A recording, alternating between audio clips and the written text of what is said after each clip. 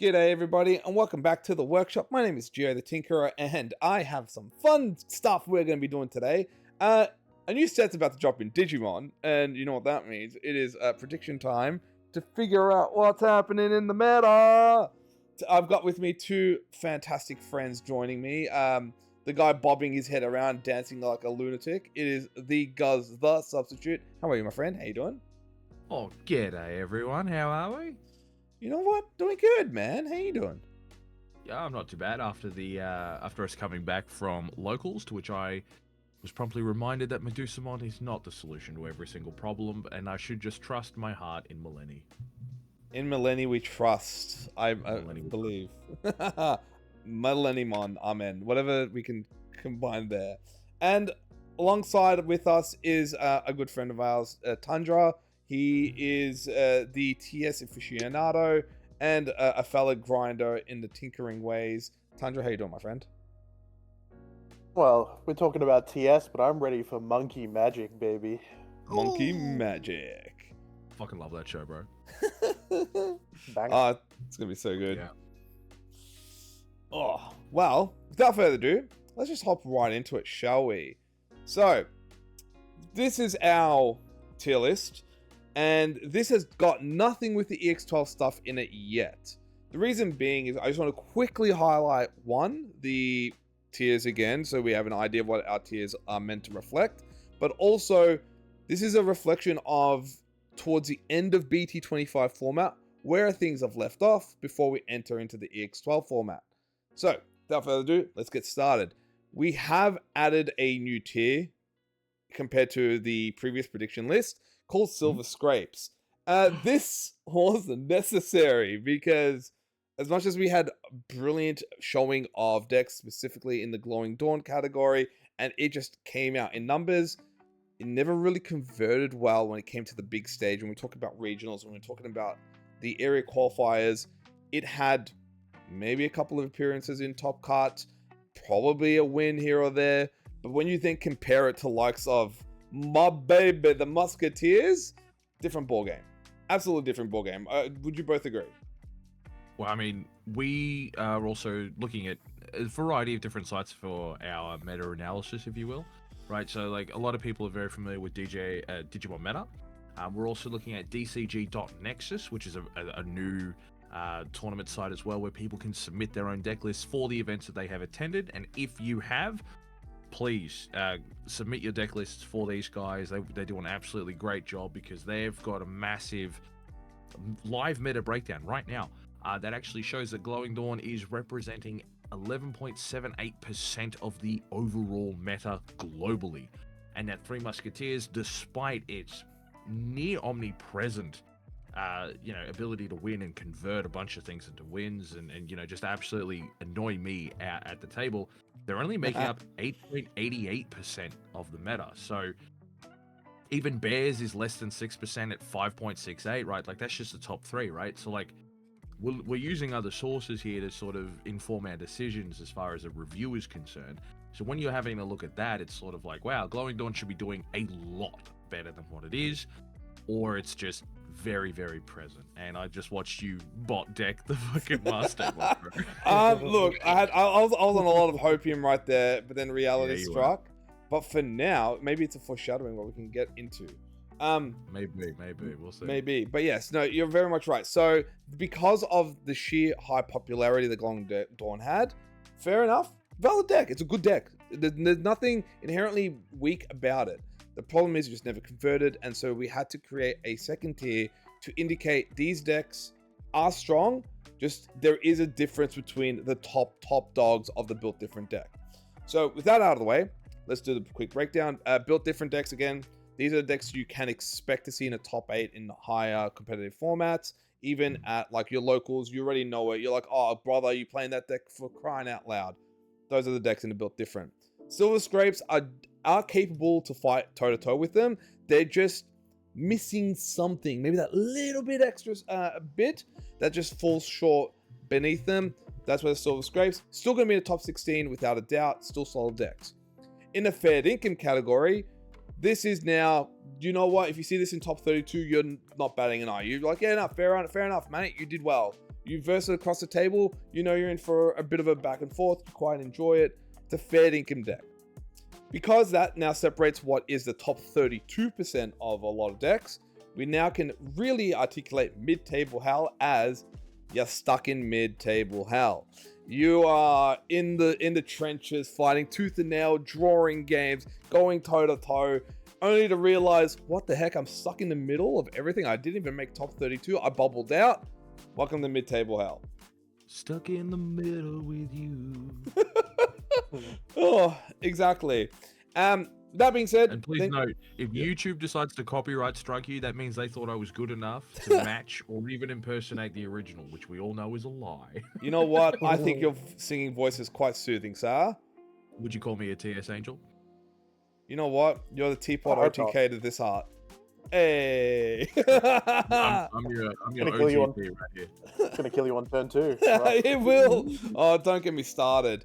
Now, speaking of a turn 2 OTK, welcome to Tats Lotto, not sponsored. Please don't gamble. These are the decks that if you just hit the nuts, you hit the nuts. No one really likes the idea of relying on RNG Gumba. Welcome to RNG Gumba. You are playing a card game. So these decks, realistically, they're your rogue tier, pilot necessary, but if you get the cards, you get the cards. And then we go to the bottom of the barrel, the participation ribbons. It's one of those decks where you just look at the person, you give them a thumbs up, and you give them a pat on the back and say, thanks for trying, buddy. I hope you're okay. Again, this is with a hyper-competitive mindset. Yeah, pretty much. Like, not just being like, did you come here to try your best to earn some participation, literal participation pricing? Fantastic. Thank you for the free win. Like, it's not like that. No. Obviously, some of these decks can still give you grief. It's just, you know, when we're talking about actually breaking through and topping an event, these ones you're probably going to have the hardest time with. It's not impossible. It's just a measure of difficulty. Yeah.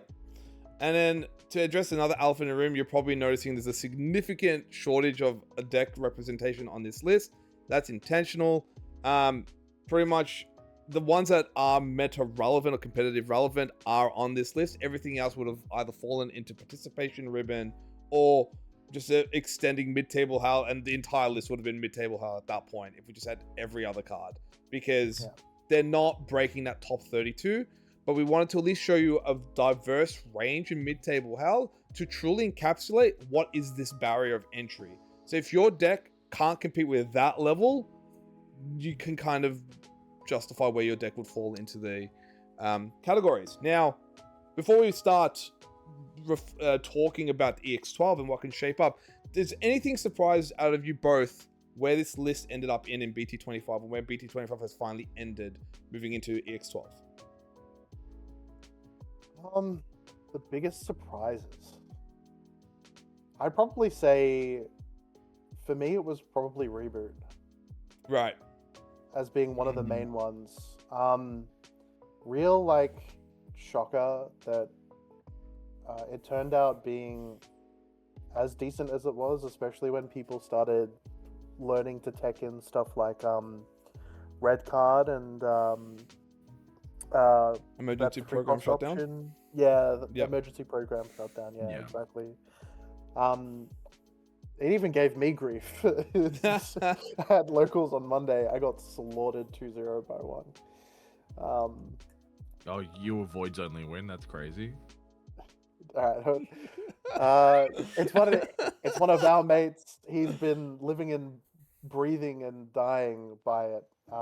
Literally. But no, it was actually one of the people that top cut Melbourne regionals instead. So I felt like the loss was a little bit more warranted. Oh no!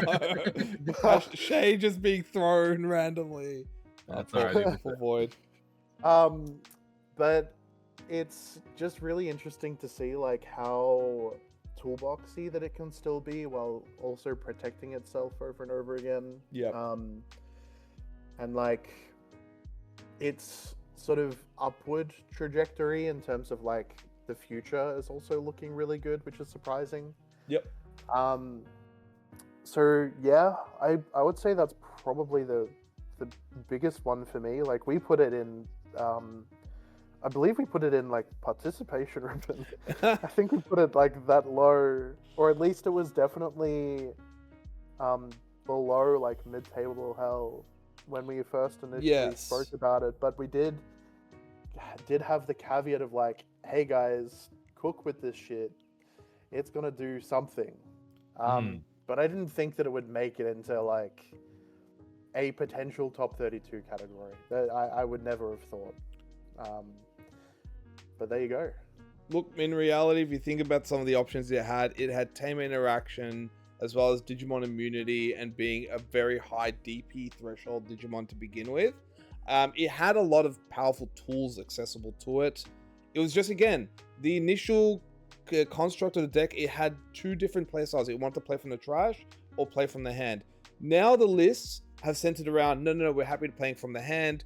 And if I don't think anyone runs the Appmon anymore. No one's really running the Gammamon, the purple black level 4. It's just pretty much Logi, the red green Craftmon going to Bootmon, that route instead.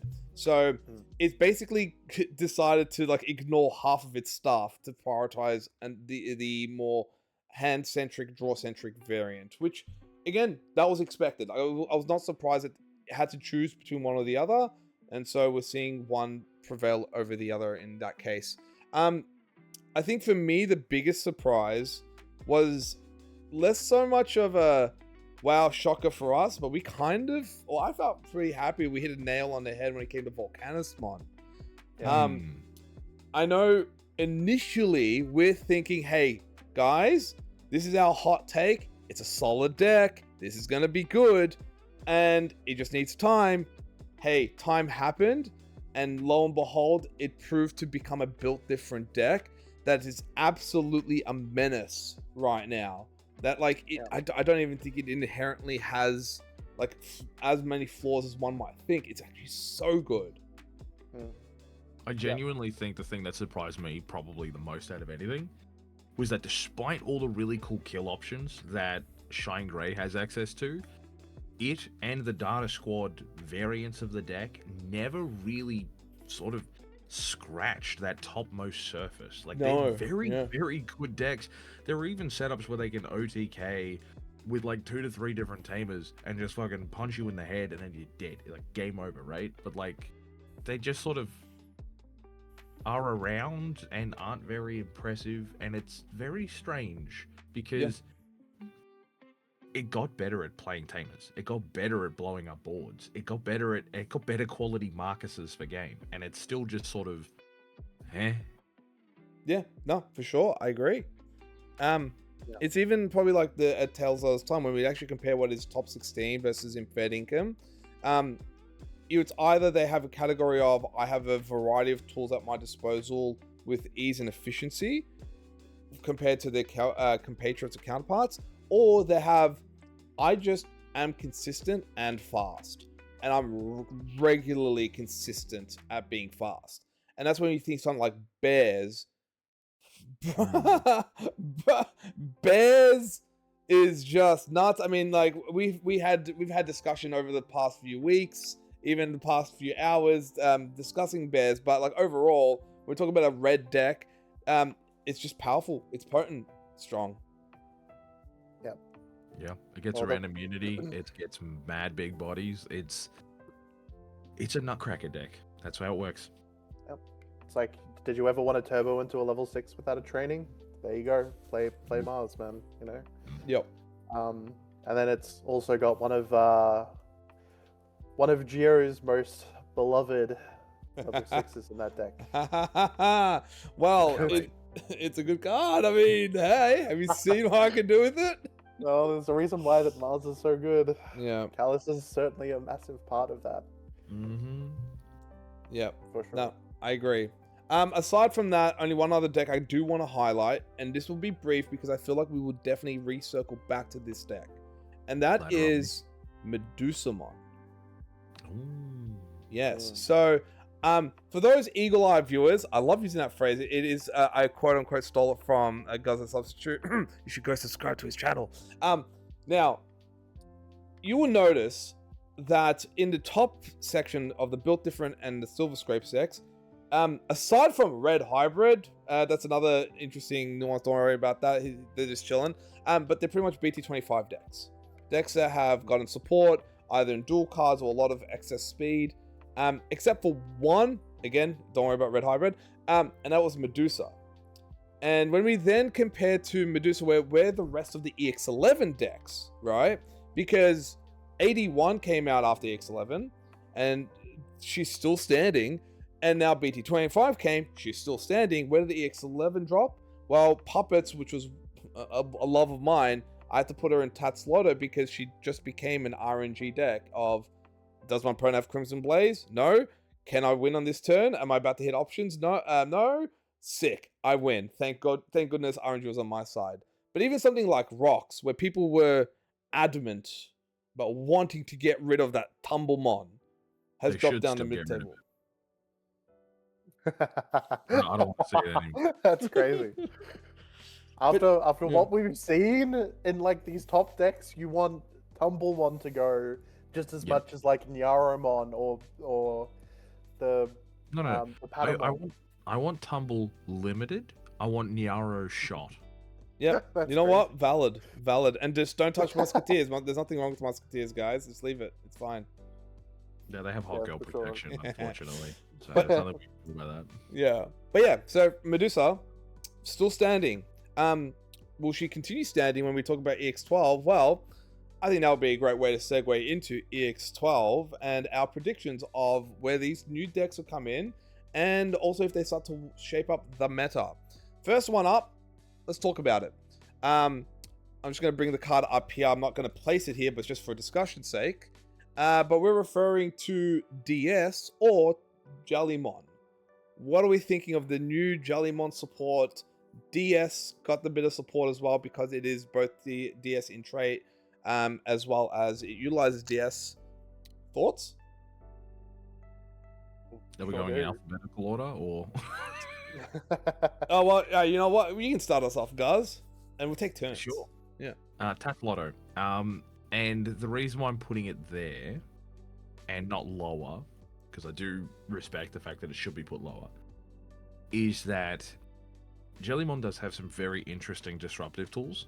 That's kind of fun. Like, you got Startling Thunder, which can get rid of some Tamers, which could be pretty devastating to some builds, like getting rid of Owens and things for the Medusa.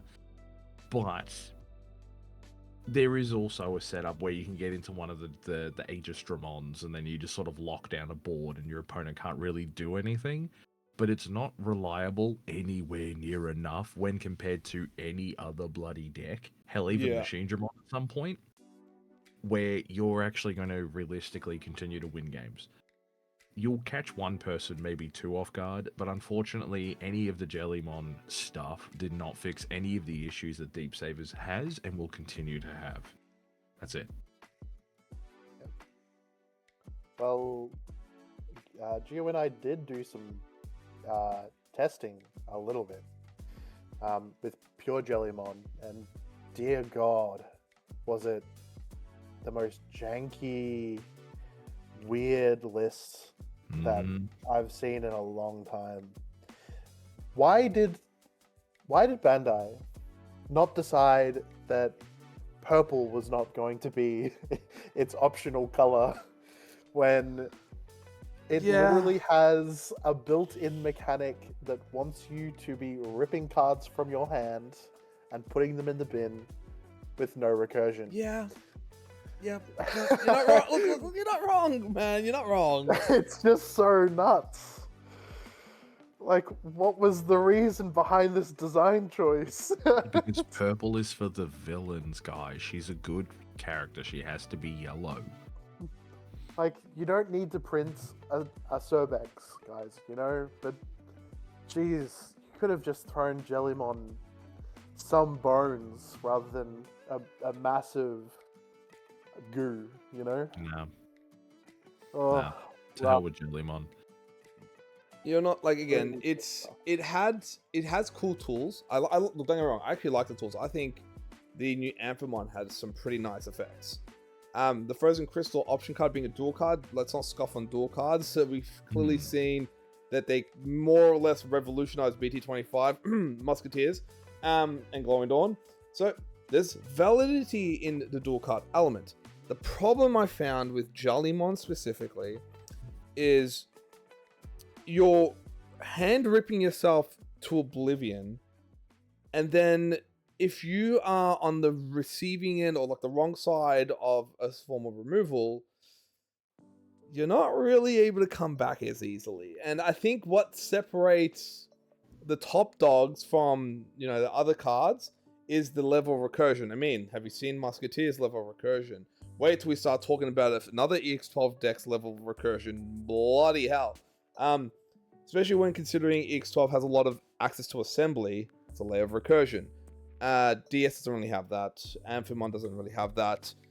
If you hit the nuts, cool. I can agree. I actually don't mind Tatsuo placement because, rightfully so, you're reliant on a lot of things going right for you to do your game action without you losing much. Yeah, I mean, to be fair, Deep Savers does have a couple of like interesting DNA angles as well, but like the Gosakumon that came out as well is just like not quite. It's not quite enough. Yeah, it needs another, like it needs better color fixing on the bottom end, and the cards are just a bit too aged in order to, you know, for it to like enter the other DNA variants, or at least like, you know, those domain specific pendulum colors in comparison to the others, right? So domain expansion in the fucking bin. It's true. Not valid. Well, speaking of DS, there is another deck that had another line that supports two decks. One is the Angora line, and the other one is the NSP line. And we will represent that with Rule Eve to represent both. Now we talked about how Jellymon, Thetismon, and Amphimon haven't really fixed much of either decks. Does new Rebootmon fix NSP or Angoramon at all? Well, it's not a frog, so it's not Deribbit. That's probably gonna be one of the stupidest jokes you've ever made, and I love it. Yeah, it's the Arbitmon, but yeah, no. God, that's look. Deep Savers could actually do something at the height of its power. Nature Spirits has never been. Yeah, I think. Listen, actually, the Angoramon line is actually not that bad. No, that part's fine. Yeah, certainly. Like, But I think enough. absolutely. Like, I think all the vortex piercing shenanigans it can do, unsuspending, all that stuff. I think it's really solid in the fact that it can battle. But I've tried to give it a go, just to have an idea of what it would look like. You actually have a crazy amount of options. You probably have some of the most in the game in terms of these like pendulum colors, which is kind of crazy. Like you look at all of the like the super old support from I mean these were during sets where I wasn't even like present for, but like if we're talking EX7, you know, like they had a really wide variety, but a lot of these cards now, again, are just super outdated or just kind of mid.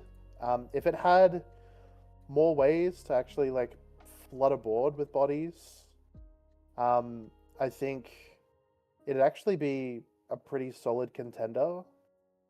But the other decks are kind of just doing what they're doing, but better.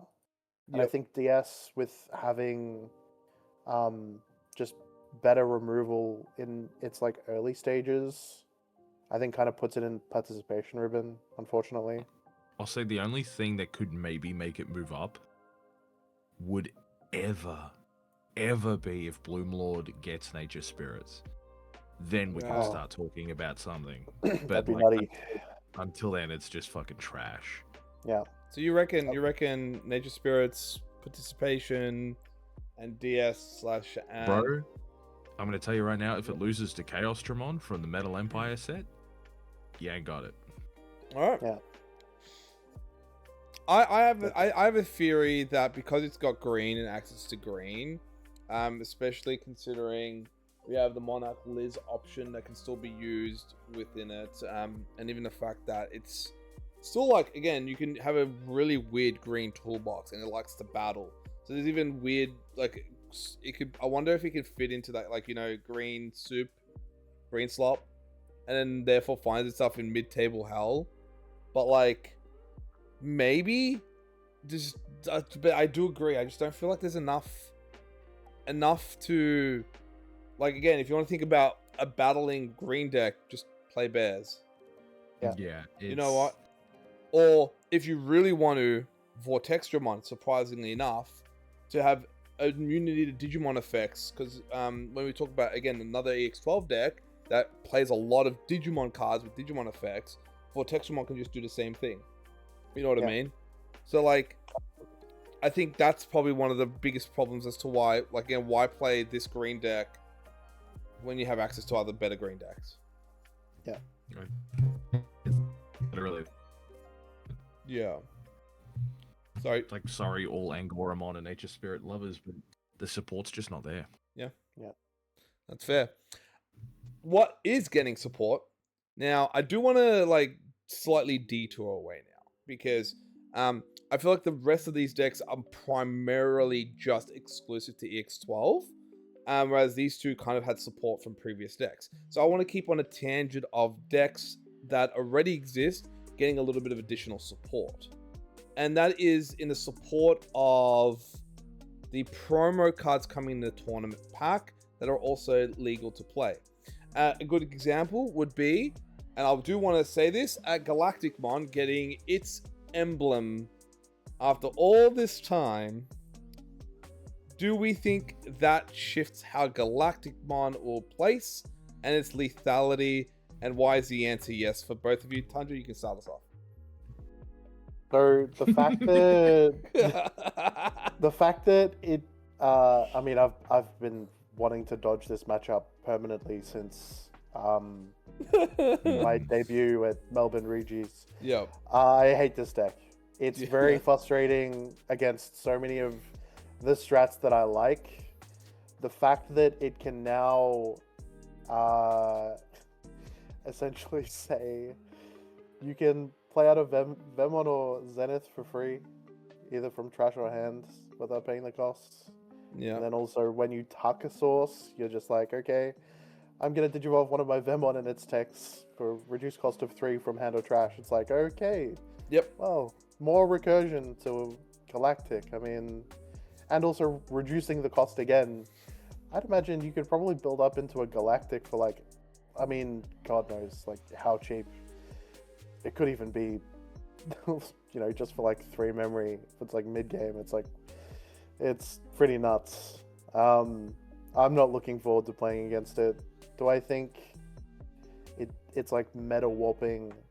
I think it's certainly gonna potentially be a top 30 tour. Potentially. But again, against my own strategies, it's pretty rough. I don't want to get Ragnarok cannoned, personally. I don't blame you. Well, just don't. Yeah, well, Sounds like a if skill it's issue. coming out faster now, I mean, everyone's going to be scared about it, right? You know, it's a valid point. I think the reason why, and I agree, bare minimum will be top 32. I actually want to make the bold claim it's going to be a top 16 deck.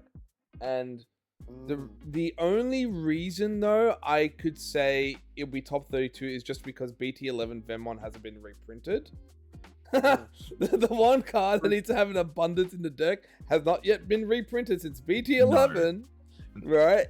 No, so that's actually the worst Vemon in that deck. But it's the one with the multiple copies. It might be the one with the multiple copies, but it's actually the worst Vemon, and you probably only get away with running like maybe 6 to 8 of it anyway. Yeah. Where with this, now you get to run even less Vems, because whatever gets absolutely body rocked and trashed out of the top of your deck, because this has all the things in text, you can just start grabbing things back. This is another assembly target, for fuck's sake. I agree. And I think what's scary about this emblem, and I actually want to preface, when we utilize, like, with puppets, when we had the puppet emblem in Narrative Rond, how because of its flexibility to fetch so many cards and do so much, how explosive that deck became, and it just immediately came out of the gates like with a bang. I agree. I think this emblem for Galactic is actually going to change the lethality, the speed, and just the sheer amount of power that Galactic will have. And then let's look at its tool abilities and tools that it has. It has Tamer Hate, brilliant. It has D-Digivolve and D-Digivolve immunity, fantastic. It has the ability to be immune to everything when you go into EX11 Galactic. We were already saying, oh yeah, you know, a Tradersamon in Clone of Dawn is so good, but it's weak to options. Rebootmon, so strong because it's immune to Digimon effects, but it's weak to options. What if I told you I'm immune to everything? And then, I think that's scary. So then you go to the next card. Okay, what about its offensive capabilities? It can just trash your security. People worried about Musketeers trashing all security and winning. Galactic can do that with Ragnarok Cannon. It can blow up bodies. It also has the ability to redirect attacks, block, be unsuspend. It is a stalwart defender that just got faster and has the lethality the next turn no matter what. And you can't remove it when it gets to Galactic. I don't think... Notably, it also can end an attack. So all that it... And if you are the opponent and you are the one who is immune, because the attack is treated as a separate game entity, and that can be ended regardless of your immune state. So, no, I hope you have a way to unsuspend, bitch.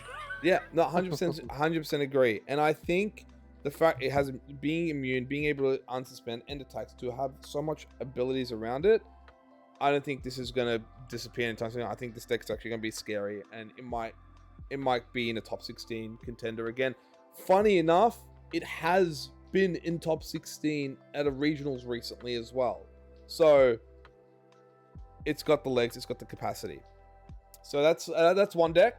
Another deck, when we talk about the support, there is I don't get to say shit about Galactic. If you want to, go ahead. Go ahead. Yeah, speak. Sorry. Bro. You just fucking blew right past me. You're just like, yeah, so anyway, you added in a few extra words. Yeah, that's great. The emblem, in case anybody's unfamiliar, is very similar to a lot of the other Liberator ones. You pay 3, free player body or free player tamer, and the Zenith Tamers costing 4 was such a really good sort of momentum gate on the deck that's now sort of lifted. Sort of. Not entirely. But there is that small mitigation there in memory efficiency, which Galactic didn't really have naturally. It had to fight for that a lot. But the trigger for the emblem, which is normally every other emblem, playing a guy or turning him sideways. This one just says, "Did you queef a Vemmon?" Fantastic. You can digivolve into another Vemmon in text, right? From hand or trash, reduced by 3. Yeah.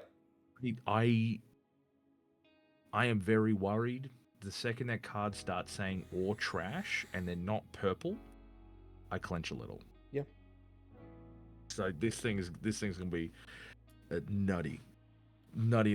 I definitely see it escaping mid-table hell as a minimum, straight into Fed income. That's a very easy adjustment to be considered. It'll come down to the Galactic players themselves and where they find space in their deck to allow for this option, which I think they might actually have a bit of trouble with initially, if they're not already testing with it now to get ahead of it, because those few Galactic players that are running it at events are very well seasoned. So there is every opportunity for it to skip straight up to top 16 because of this emblem alone. Or maybe we'll see 1 to 2 of it, depending. But Galactic is getting a really good turbo piece, and that it cannot be denied. 100%. One card I want to add into the Galactic discussion is, I thought it was actually a brilliant tech card in the deck. One of Apocly, the restricted Apocly.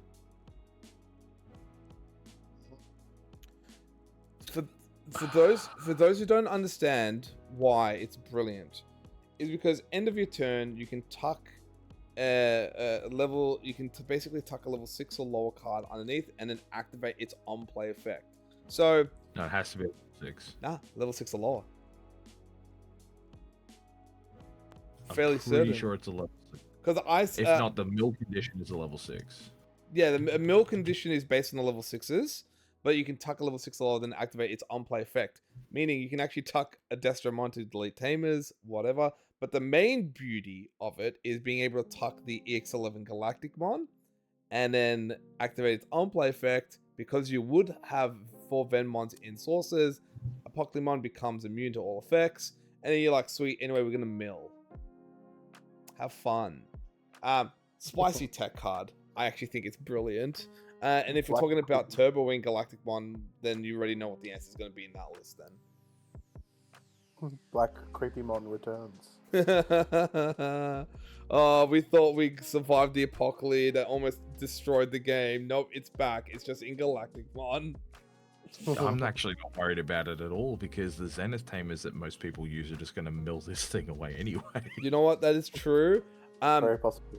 And even Zenith being able to de-digivolve, when we talk again, Dex having immune to Digimon effects, while they're not immune to a Tamer. So, yeah. That's why I love Moon Millenniumon. I love shooting that twink. Exactly. Any more on Galactic before we move on? No. I just reread Apocalypse. I was wrong, but the mill is conditional on the level 6s. Yep. So mill on 6s, but you could tuck a level 5, a 6 or lower, and get their own plays. So it can be pretty cool. Another promo that is coming in that supports technically for MaloMyotism. We think clearly MaloMyotism is not on this list. Or sorry, Digidane, we love you, but don't think it's it. Yep, Bro, Digidane's the only one in the world that can make Malo work, and if he's not playing Malo, then no one is. Yeah, I think he's on the Bloom list again. Yeah, keep getting your local wins, bud. Thumbs up. Get your winner stamps. Yeah. So yeah, I think Malo just not it. I mean, they kind of shot it in the foot, right? I don't think the Demi-Devi is going to be really like changing how it loops and all that stuff from what I want to see know more about it. I want to see more from Myotis. Right now it's the sleep, basically. Like, obviously we're in Australia for the most part, so we don't get to see what's happening in the broader scope of the world, so we have to rely on basically aggregate information. Yeah. And so that does keep us blind to a lot of different things, and so we do have to look for various meta trends that have been posted in various veins of social media. We're not seeing it move. We're not seeing any traction down here either. I don't know what's happening with Malo or any other Myotis for that matter. So at this point, it's a dark horse in this race. Maybe it shows up, maybe it doesn't. We'll see. But right now, it's looking like a no. I mean, like, Demi-Devi itself is pretty sick that you can, like, reduce the Digivolution cost into, like, any Myotismon in name. The fact that you have to delete it to actually proc the effect is pretty... I know it's not difficult for the deck to do, but, it's kind of just jumping through another hoop. Yeah. I mean, yeah, you just insane synthetic monster. Fail to play that at the Chimera or Millennium. Always the answer, man. It's a purple deck. So It's a good. good purple card, and it kills you. And you don't have to run a wild being called where you need them. It's a perfect setup. Yeah.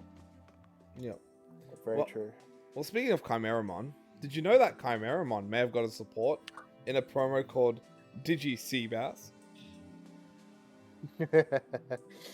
I mean, probably the best DM card that they've ever printed. DM, is it back? No. No. I don't want to be filled with hopium. Like, stop No. giving this archetype support in promos, man.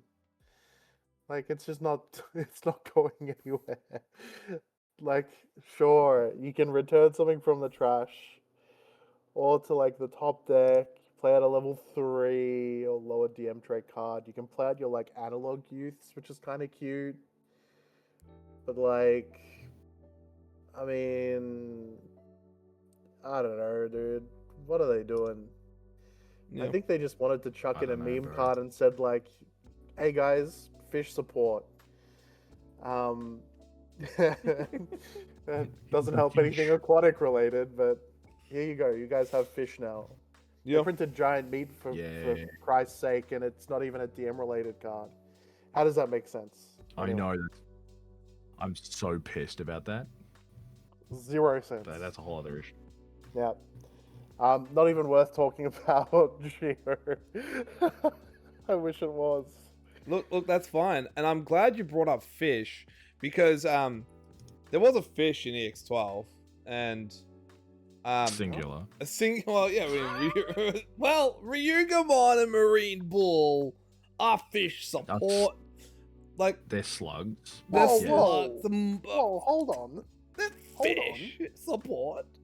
The Shellmon's there too. Okay, He's aquatic, okay. man. Okay, there's some Another- cards. Respect on the mollusks, man. Yeah, that's not a Damn. fish. It's a mollusk. It's a different fucking class of. Shellmon's like that, you know, he's like a freaky dude. Like, Yeah. just, it's like Shellmon's Patrick a if woman. he went, like, it's just Patrick if he went insane. I don't know. They're just vibing. They're just vibing under a shell. Like, he Seashells. swoops horses. He's not bad. Well, do you think that's enough to bring fish into the well, save fish out of mid-table hell?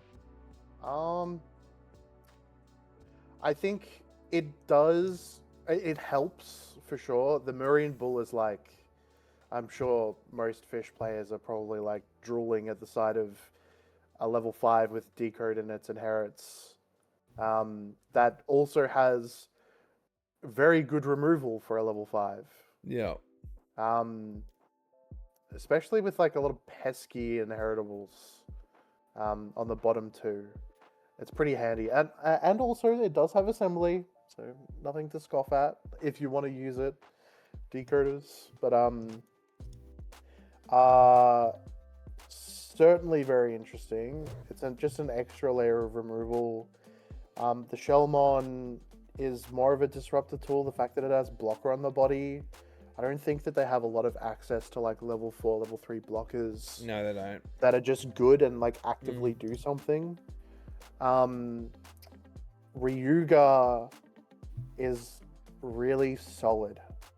I agree. Like, sure, it like loses to like D-Digivolve still if you have like the stack, but like barrier and evade is like, hey Mars, you want to punch me? I'm just gonna do my slug thing and like duck out of the way, you know, like. Yeah. And also, Yeah, like, if you think about what Airymon and Fish are trying to do, like, they don't want to last long enough to then worry about D-Digivolve. They're just gonna be like, no, I'm trying to go for game here.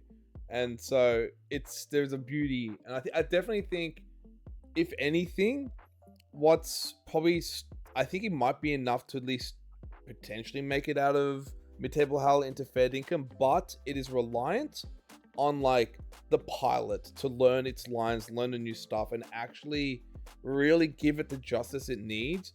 Because if you just throw like anyone into playing Fish randomly and they just pick it up as of tonight and give it a shot and find love at first sight, they probably will get stuck at mid-table hell if they just went to Regis tomorrow. Whereas if you give it to a I person, still don't know how partition and decode work. That shit's a fucking mystery to me. yeah, That's crazy. but yeah, I think it's I fine to go fair income. I don't know about you. Yeah. What do you reckon, guys? I reckon that I was ignoring what you guys were saying because I was rereading DGCBAS and I fucking hate this card. Can I just like, this is a worse scramble for DM specifically. It doesn't even have a Digivolution reduction. It's just Bro, relax. It gets your child back from the trash. Yeah, it gets you back in Chimera. he can stay there. I need him there. Leave him there. Oh. To quote Death Clock, go to the water, live there, die there. Yeah. Now, look, I think Fish has a really interesting upper limit, to be fair. It always has. There are some very skilled players in our particular rotation that have made fish look like it is built different. Yeah. So even to the fact where I have gone out of my way to buy them hats that say like Gorn Fishing and other fish-related things. Yes. Or at Yes. least forced them while in person to buy such cringe hats. And that's awesome. We love them. And I think they could probably, those few, they could probably push it all the way up there. I do think, though, if you're really interested in Ryugamon in general, you're probably maybe better off playing Toho Braves just for generic better removal and some better quality body spam for the board. Because Toho Braves is, well, not built different, it is certainly built different to traditional fish, but does much of what you'd expect fish to do, Yeah. but better, in my opinion at least. Yes, I agree. I think we'll definitely be discussing about Toho Braves in a moment. And there's a lot of very interesting things in there, and like, look, rightfully so, because it's the same thing where we're actually going to talk about puppets now, because puppets got support in Kaguya and Kakeshi and Hanimon and Karakuru. I'll put it to you this way, very plain and simple. The new puppet stuff works really well in Toho Braves. Again, we'll get there when we get there to that deck. But for puppets in particular, the Hanimon's interesting because of a draw trash mechanic. I actually do like the Hanimon. The Kakeshi is okay. Karakuru is kind of cool, but we then try to look at comparing the Kaguya in the other Kaguyas. If you're doing a Central-centric build, like the Puppets OTK, there is no reason to play the new Kaguya when you have EX9 Kaguya. EX9 Kaguya is the best pairing with Central. When you look at, funny enough though, it does pair very well with EX11. If you're looking at a more mid-range Kaguya build, then yeah, absolutely. You actually have a really interesting line.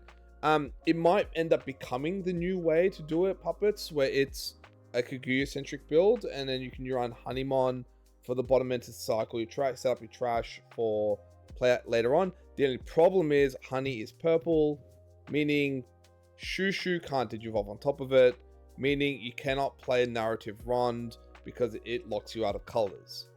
So, as much as the new puppet stuff is nice, it's cool, I think it kind of forces you to jump through extra hoops in puppets specifically to make them fit and make them synergize very effectively, whereas they just have much natural, seamless synergy when it comes into their own dedicated Toho Braves line.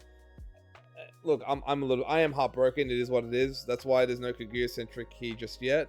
I'm still in the middle of figuring it out. But yeah, I don't know if you guys concur. Puppets, not really getting much boost. Look, I think, much like Fish, anything that Puppets was doing, Toho Braves is doing better. Yeah. Like, yes, playing the familiar tokens was cute. Yes, them having a negative 3k gun on them, adorable. Do you know what's better than that? Having something you can digivolve on. Actually rebuilding, actually recovering.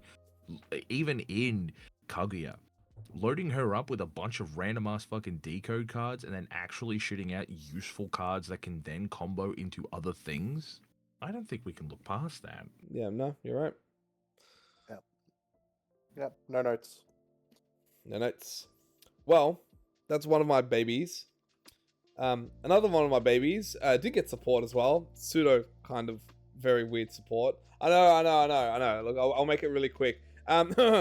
Mastemon maybe back, question mark. The new Angoramon's interesting, don't get me wrong. Salamon's kind of goated. The Gato, a little bit left more to desire. They all work better in as Virus Busters. But I'll have you know, Mastemon has an OTK from 5 with the new Angoramon. It is glorious. Does it get out of participation ribbon? You know what? It fucking does. It's Tatsuloto. It just goes up one tier. So I'm just going to say, as part of the majority, put it back down. What do you mean? Well, are you both democratically voting me out and putting it back in participation ribbon? Yes. I mean, hey guys, watch this space. If he ends up making a video about it,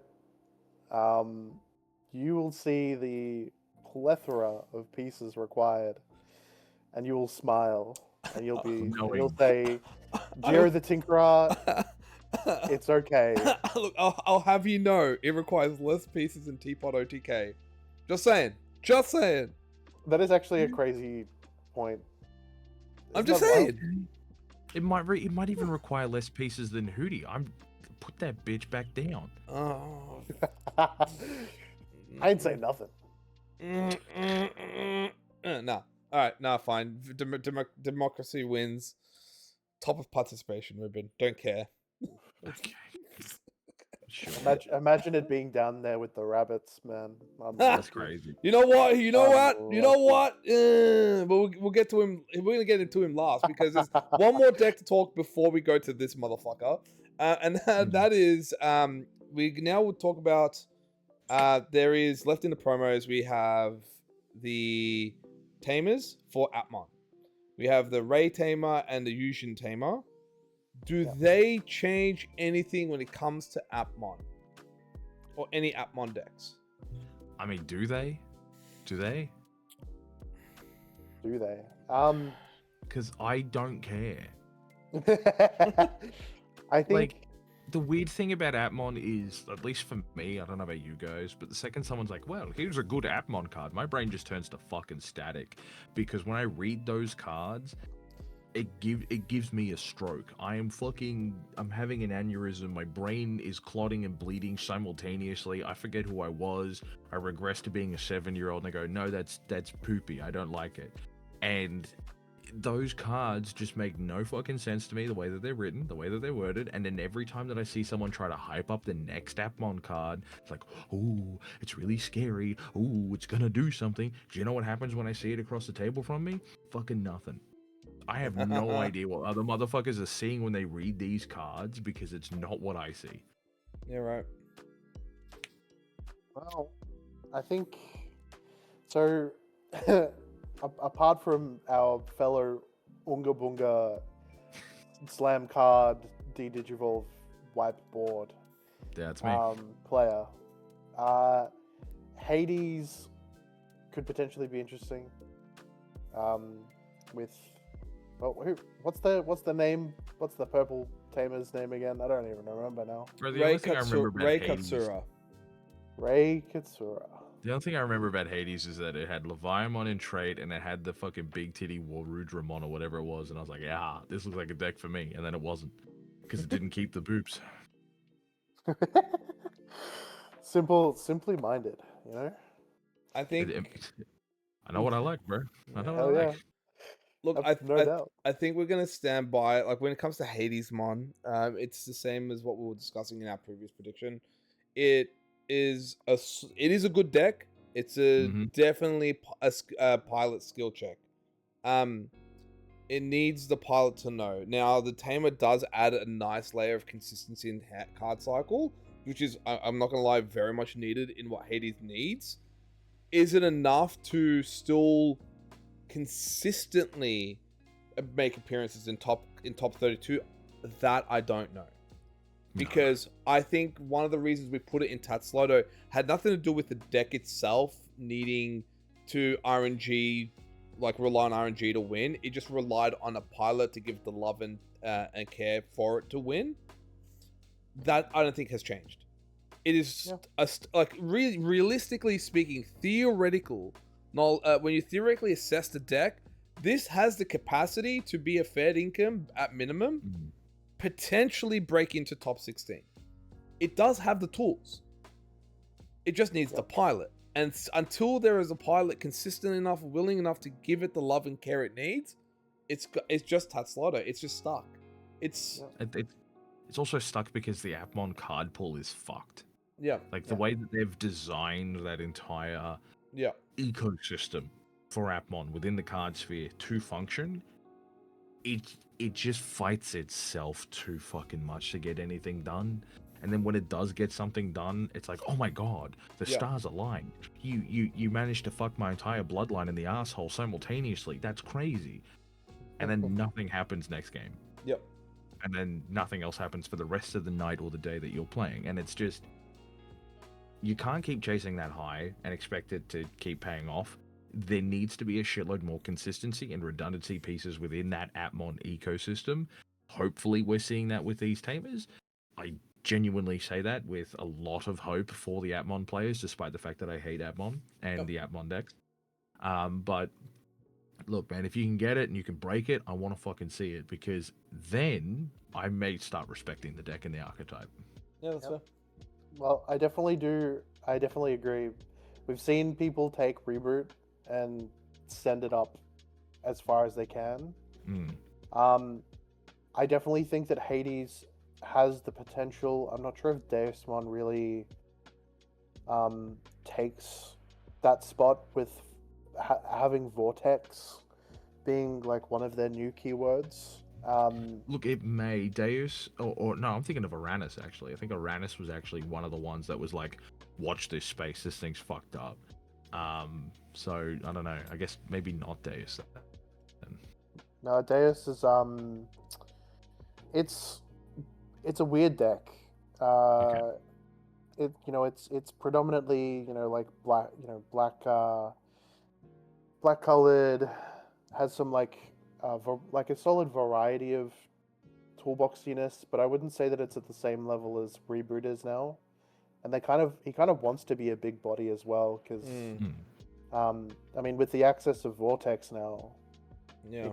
it's sort of leading in that direction. But then you would argue, why would you not just play Reboot instead? And I think it will supplement. I'd argue why you wouldn't just play Bears instead. Just play anything that's fucking better, dude. Yeah. Yeah. Well, I mean, like, Reboot does have. Reboot has something that Mars and Calismon just doesn't have, which is protection. So, Yeah.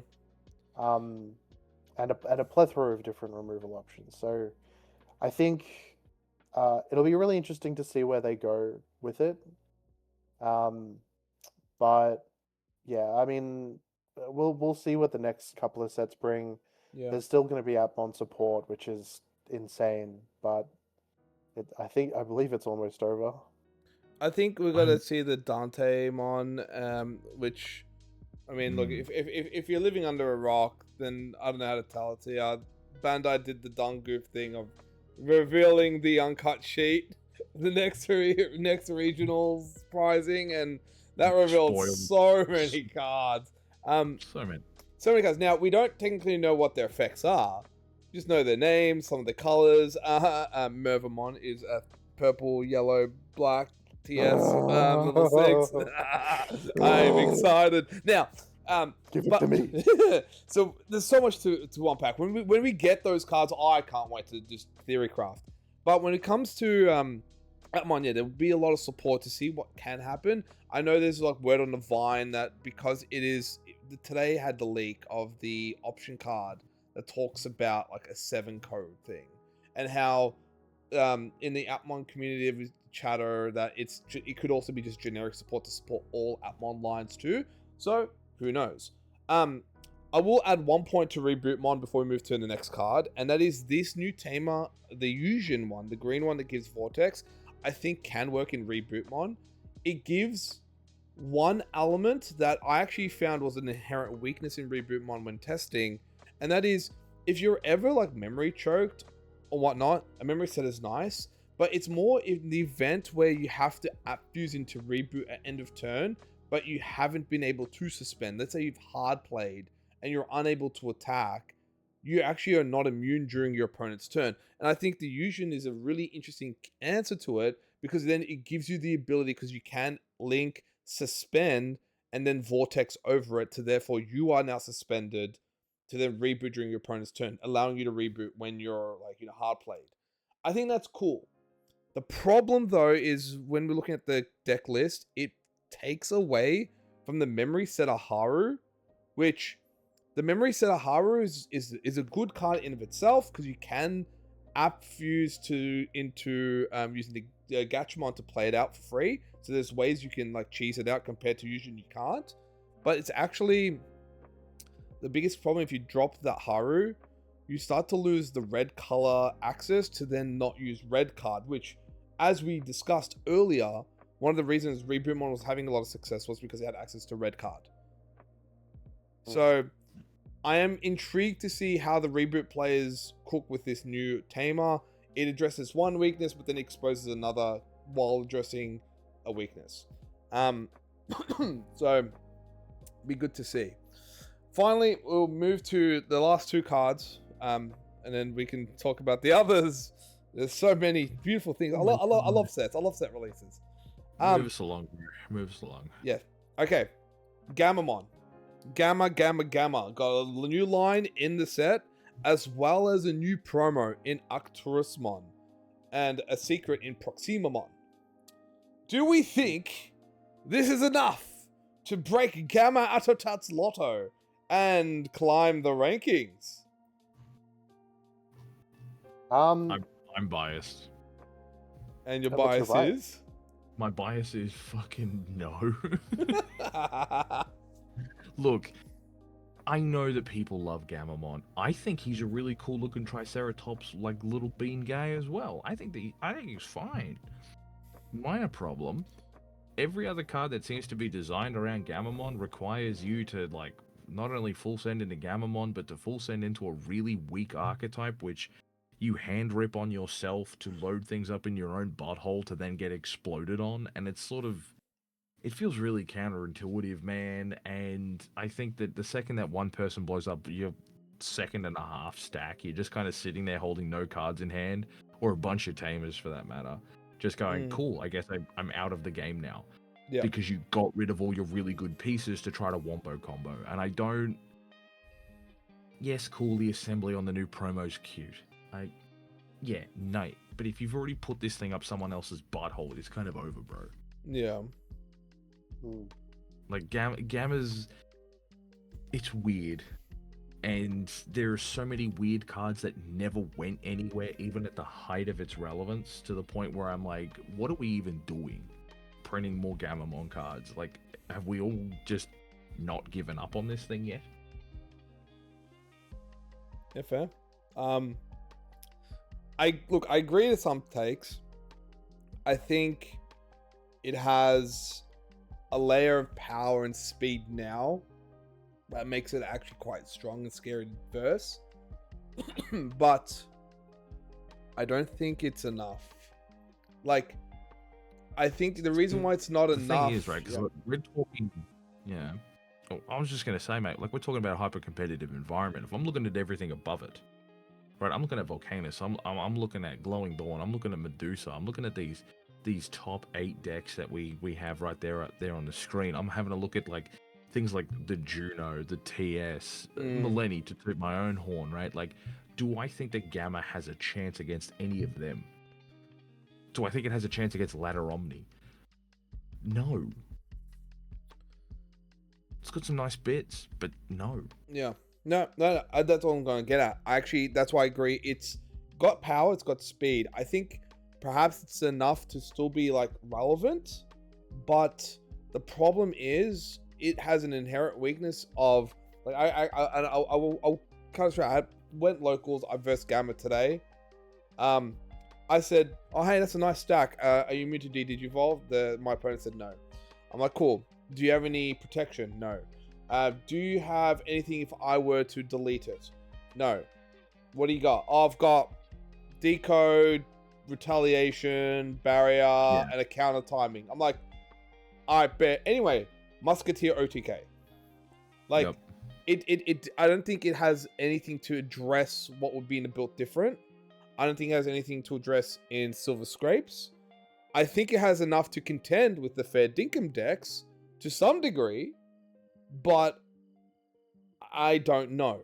I think it could find itself maybe mid-table Howl, maybe entering into Fair Dinkum, but that's probably I don't see it climbing up into these upper echelons. I see it being like around, you know what I mean? Yes, you know, the Deus Ex Machina. There's no P In Echelon. like All right, that.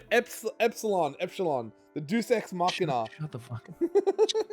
Oh my god. He did this on our fucking podcast. He forgot how it's Deus Ex Machina. And he's like, yo, we're the Deus Ex Machina. Yeah, the Deus Ex Machina. So I don't think Gamma has a Deus Ex Machina to be able to take out the top card. But No. I do wanna give it, at least for now. I actually do think the community behind Gamma, there are a lot of Gamma enthusiasts. The cards inherently have interesting tech. I believe in the Gamma community. I think they can make it fair dinkum. This man just wants you to just like and subscribe. He's No, pandering. What do you mean? Bro, I would cater to the Mastemon players making it built different if I could. Let's be all know that's the real community. The real. Wow, okay, you just lost those subscribers. I did, I know, right? Damn, my bias got the better of me. I'm sorry. Ugh, Tundra, he's not so. Gamma.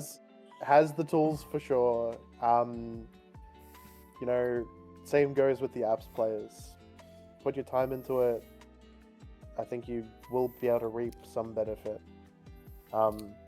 We've just got to find some silliness that can be bred from it. And I mean, we say the same thing like last time with like Omni Adventure and Hootie. Same boat. Like, people just don't want to play these decks. Yep. Give them a go. Try them out. You know, So put figure Gamma it back out. down at the Lotto there, Geo. I don't want to see him up that high. It's still He's gotta- certainly he's gotta very prove it. Gamba. He's got to prove it. All right, Yeah. all right. It has Not it has potential. No, not above Beazle. Not even with the amount of DDG evolve and deleting. No shot.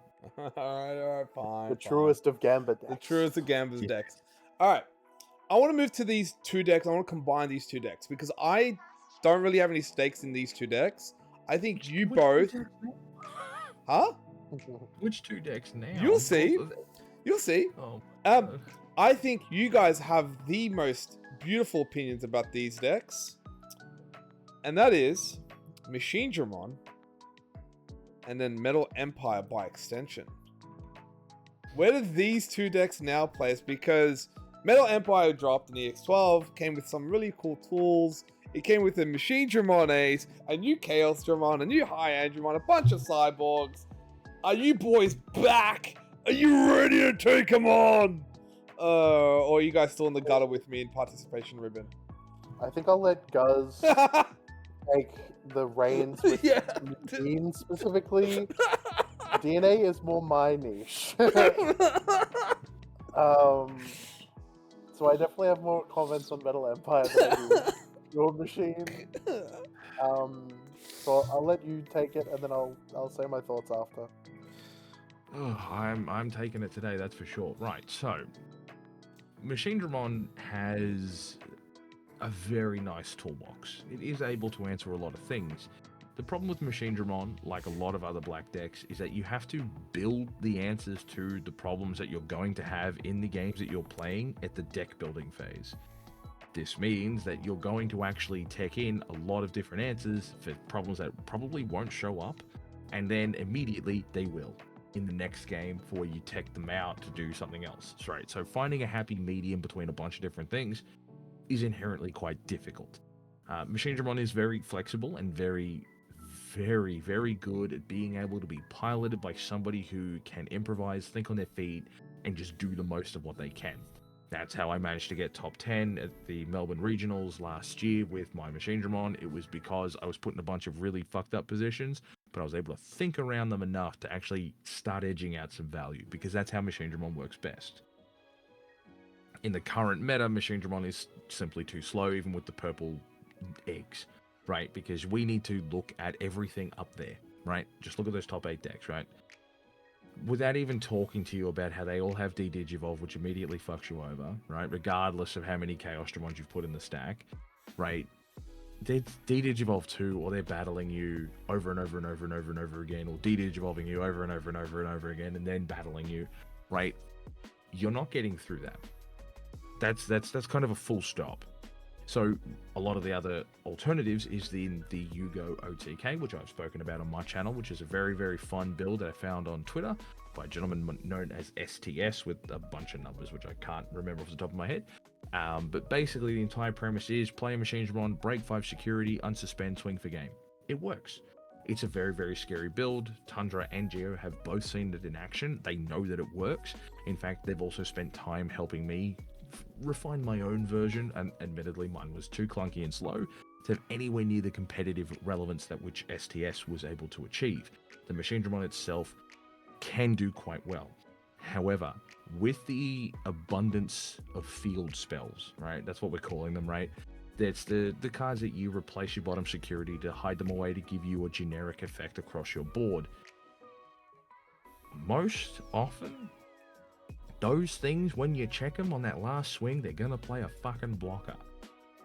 So unless you have an Oblivion in the stack, or even going so far as to use the new Chaosdramon, if you can, even, with Master Blintmon to stop your attacks from being redirected, there's no guarantee that you're going to be able to one-shot your opponent, and you will need to do at least 2 checks for every don't redirect me ability you put in that stack. Yeah, you can break like 3-4 security at 16k. That's impressive. You hit an Iron Slash. Have a look at what's up there. Bears run it, right? Vulcanus runs it. You're going to get DDG evolved by 2. Are you going to tech in that 1 EX8 Metal Tyrannomon in order to prevent that? And are you even going to see it in time when you want to go for game? If you're going to be running Machinedramon, you are kind of going to be pretty fucking gamble heavy. Even if you go full in on all the Sec plus ones in the world, this deck, even though it can still blow up a lot of really, really, really powerful cards, bot decks and things off all the EX9 support that it had, it's not really going to be breaking through mid-table. In genuine conversation, it's not breaking through mid-table. It does have assembly, it does have resistance, it does not have the same level of immunity that everything else does, and that ability to claw back into the game. Machinedramon, while it may have felt unique in having those aspects, it seems that everything else either already has that exact same measure of resistance or the ability to climb back into the game. Because now with the EX12, every other fucking level 6 or even level 7 all just has assembly slapped on top of it. You're going to get blown out. All they got to do is play one Susan. You're out of the game. And it's kind of a full stop.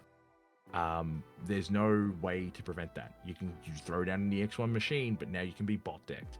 Now you can be sent to security. And if we're looking at all these other things up here, right? Look at them. Yeah. They're still Digivolve. They're still Digivolve.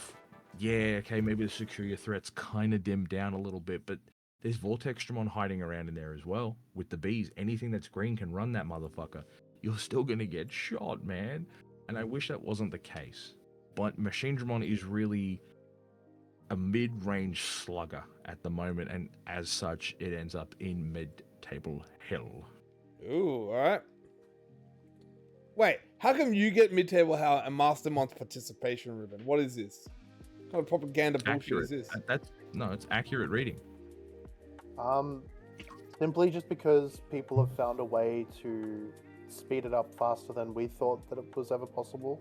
Yeah. Especially in this climate, I think warrants the position. Listen, if we can end up finding a way where we can do Chaosdramon X antibody shenanigans with everything going on, there might be potential for it to actually do something pretty nutty. Otherwise, we're sort of sanctioned to the point where we have to just go for the big OTK from 5. Yep. You need the demi-mirror eggs with a couple of Ukos. Like, if you get those 2 early Uko checks, you're almost guaranteed a one-shot. Unless you get de-digied or they play out a blocker or both of those things happen, then you're just double fucked.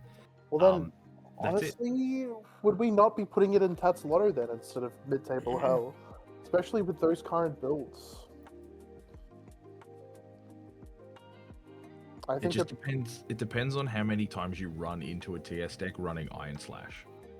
I think, I mean, it's just matchup specific, right? And I think Yeah, that's the most Gamba thing there is. Luck has to be on your side, brother. I'd be putting it in Tatslotto myself. if you want to put it in Tatslotto, I can't control it, but I've made Not with mine. it's not with Master though. We see you. Well, what do you mean? What do you mean? I didn't know that. I didn't know that. Nah, you know what? That's fine. Yeah. To answer the Metal Empire question as well, 'cause that's the second part of this, obviously. Metal Empire was something I was very excited about. Tundra as well. We're both big Machine fans. Chaosdramon got revealed while Perth and Ira and Geo were reading it on the way over to the ferry to fucking go to Quokka Island. It was a whole thing, right? A beautiful little moment we all shared. And we were very, very excited until we started realizing that it is trash. We've spent a lot of time in the lab with rulings and card effects and things of that nature to really sit down and to talk about how the Chaosdramon works. Now, the Chaosdramon itself is a particularly nasty card if you're going into a deck that cannot answer it. Every deck can answer it. Because it only has Fragment, which means as long as any of those cards up there can either de-digivolve you, or bot deck you, or obliterate you 6 ways from Sunday, which is options, right? You just kind of wasted a turn hard slamming this thing, because Metal Empire as a whole, the way that it has been designed, and we've done this a lot in the lab ourselves against each other with the new EX12 stuff to better understand it. It's very, very good at DNAing 2 level 4s into a level 5. Beautiful. Love it. 10 out of 10. Metal Empire kind of stops there at being useful.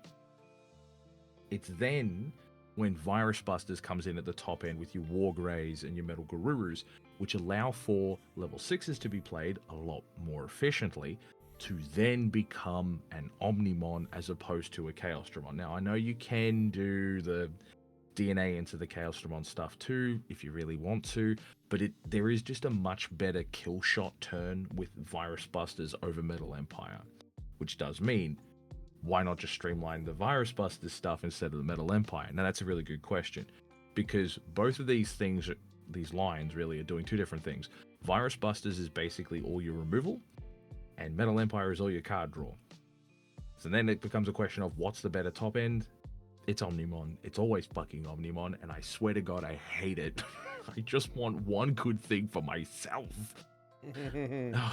So Metal Empire, if you're just doing true Metal Empire, right? And yeah, okay, whatever, your 3 to 4 analog youths, whatever. It kind of doesn't really go in a competitive environment, really anywhere.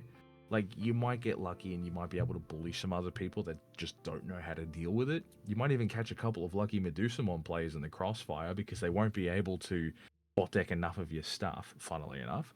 Because that happened to me at the locals when I was playing Medusamon. Haha. Sucks to suck, I guess. But it was kind of funny to see that the Chaosdramon can be quite sturdy, but again, in this new EX12 environment, right, we're going up against much better decks. The Susanomon, the Susan, right, being able to come down and just blanket neg DP, it makes your entire turn invalid, start to finish. Which is why it's much better off to have an end of turn, play something, attack, DNA, Omnimon, swing, game. Lucky you. Yeah. It's unfortunate that that's where Metal Empire is, because its own option doesn't allow you to trigger your own egg's fucking DNA, man. Everything else has a setup. Everything else has a payoff. It's just that Metal Empire is running in weird axes and weird niche places where it doesn't actually feel like it's actually working properly, which could mean in the future there's better support, there's more cards coming down the line. Who knows? But for right now, if you rock up to Regis with this thing, you might win 1 or 2 games. I'll give you that. Maybe that's as far as you go. Yeah. No, look, I got nothing further to add to both your discussions around it. I just think Metal Empire, I kind of want to give it the reboot treatment we did last prediction.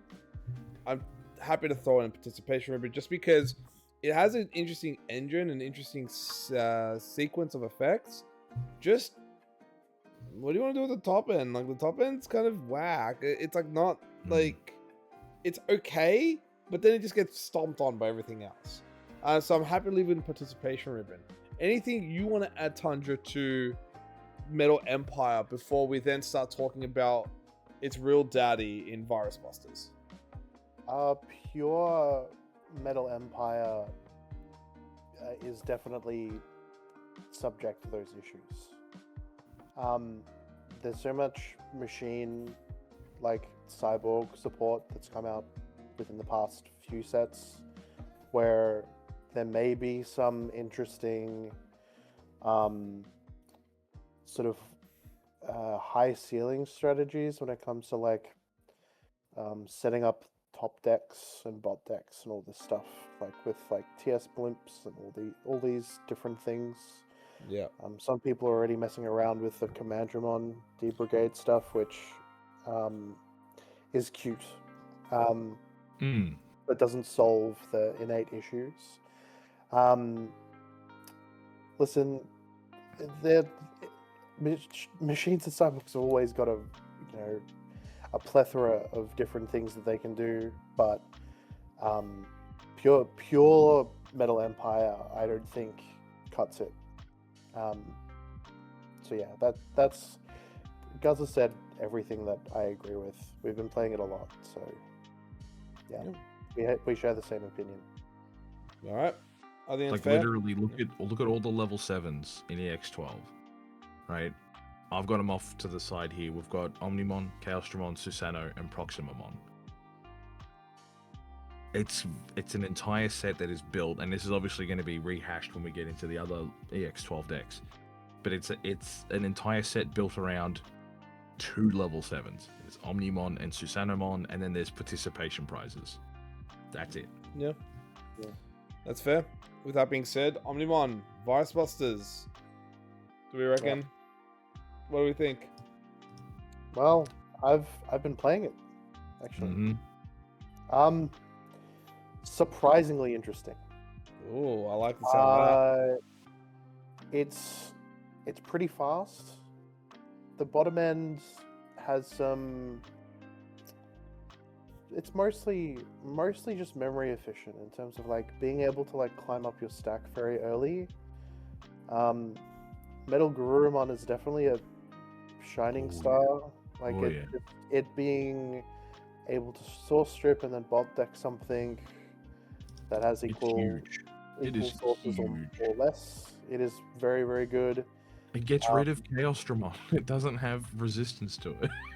That's correct. Or you could just leave it stunned. Yeah. The alternate effect will just see itself being digivolved or played. It's very interesting. Now, what I do notice is, unfortunately, it does have some issues still where you're kind of wanting to like push out and start activating effects.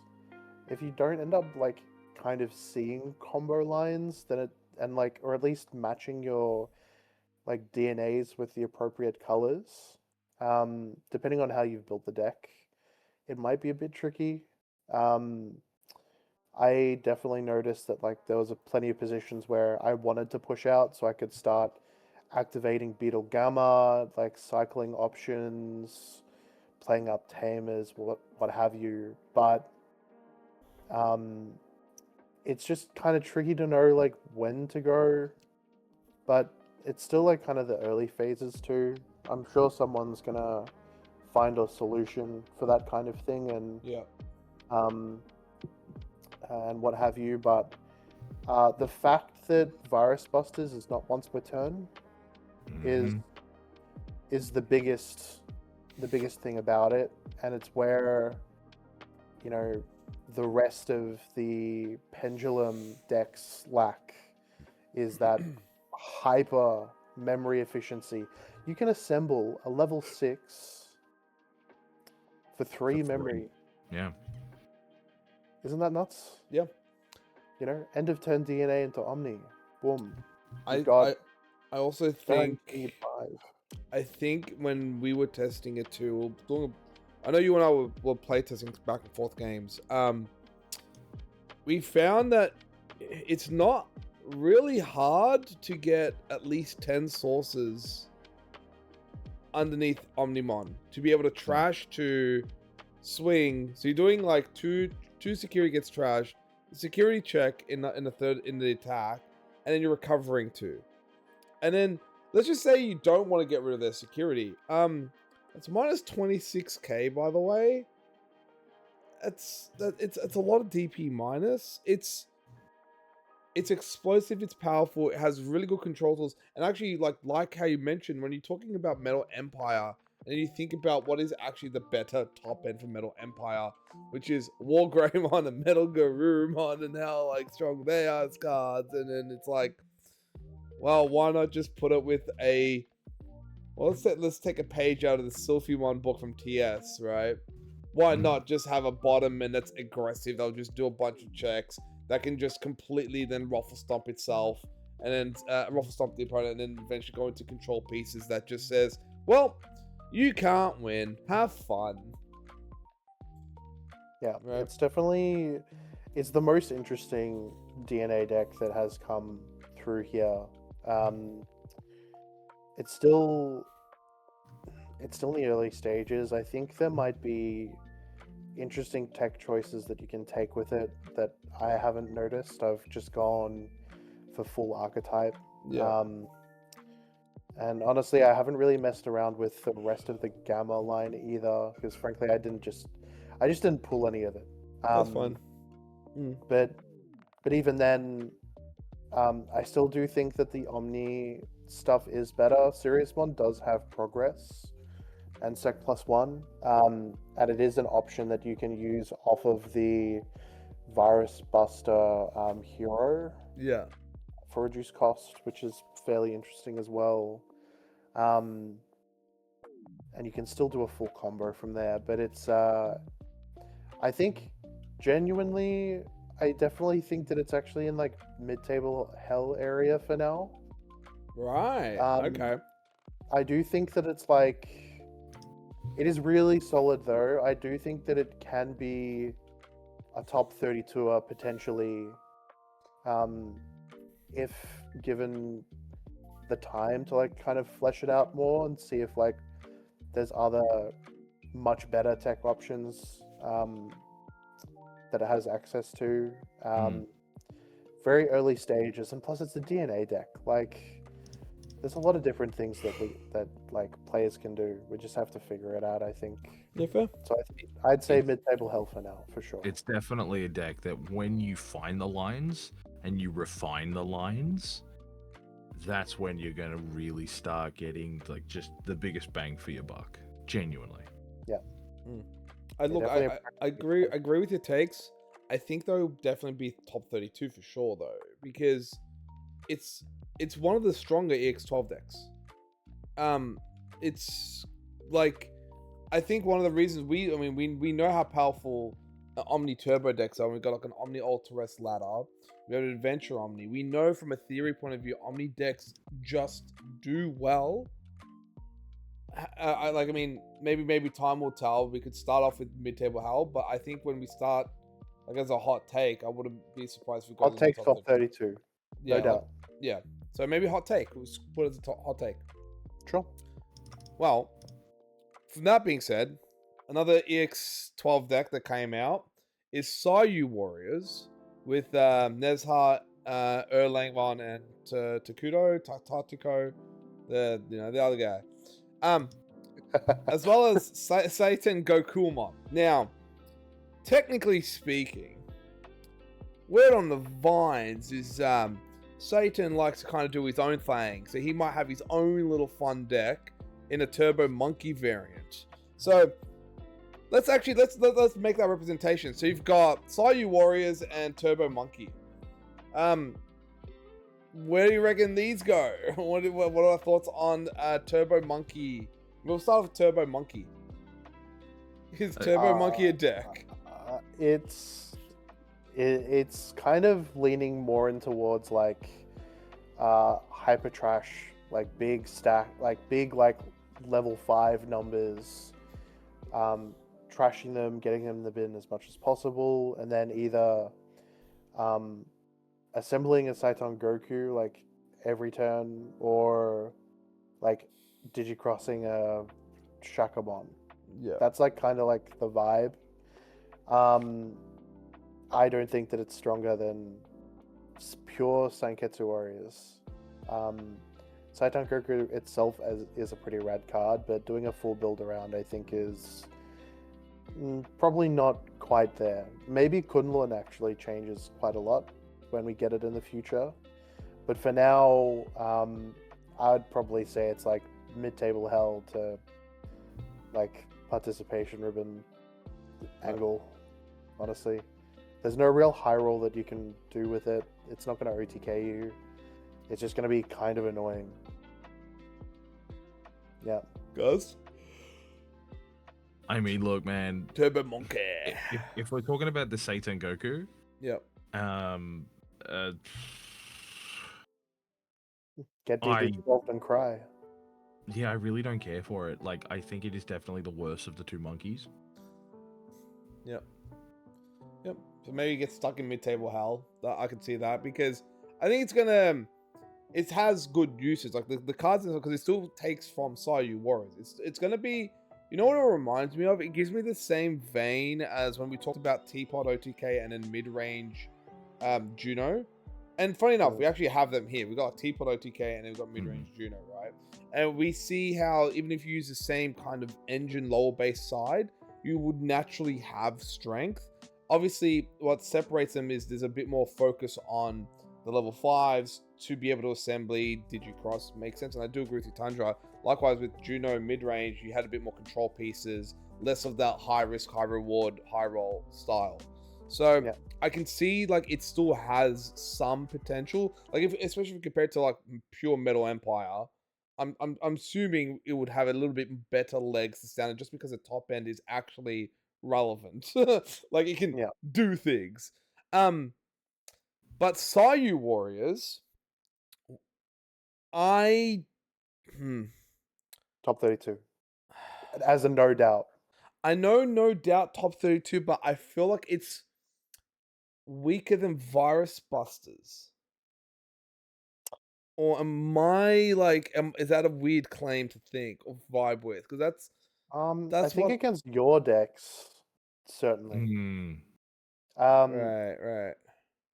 It's gonna struggle against Billstar. Anything like I think against Billstar, Volk, Mars, Glowing Dawn, I think it might actually have a pretty tough time. Well, maybe not so much with Glowing Dawn, but a lot of its removal, like it's going to be the same with Toho Braves. Actually, both of them they're all Digimon effects. So anything that has protection or like funky stuff with like I don't know, like stuff like Retail or like Digivolve, bot deck protection, stuff like that. Like it's gonna be a bit of a struggle. It is really fast though. It can do 4 checks in a turn with like 3 bodies for like a fairly decent chunk of memory. I do think that it is probably not the strongest out of the two on paper. Yeah.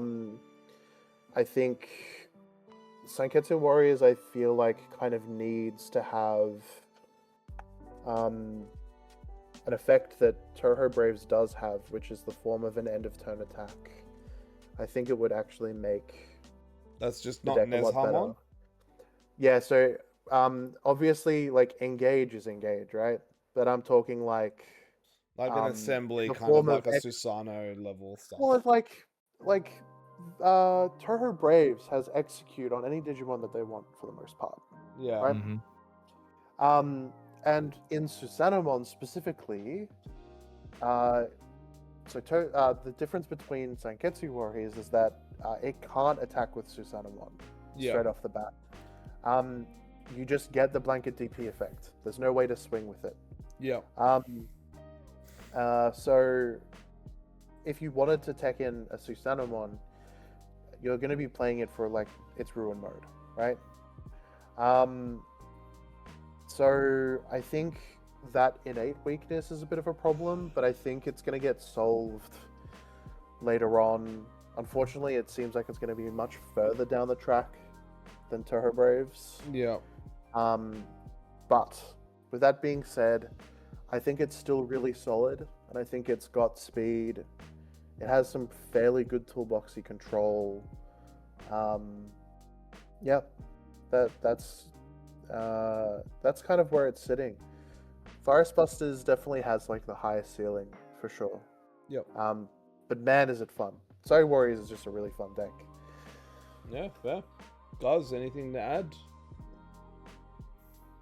Not really. Like, the deck has some really good control options with the level 6s that are not Nezha.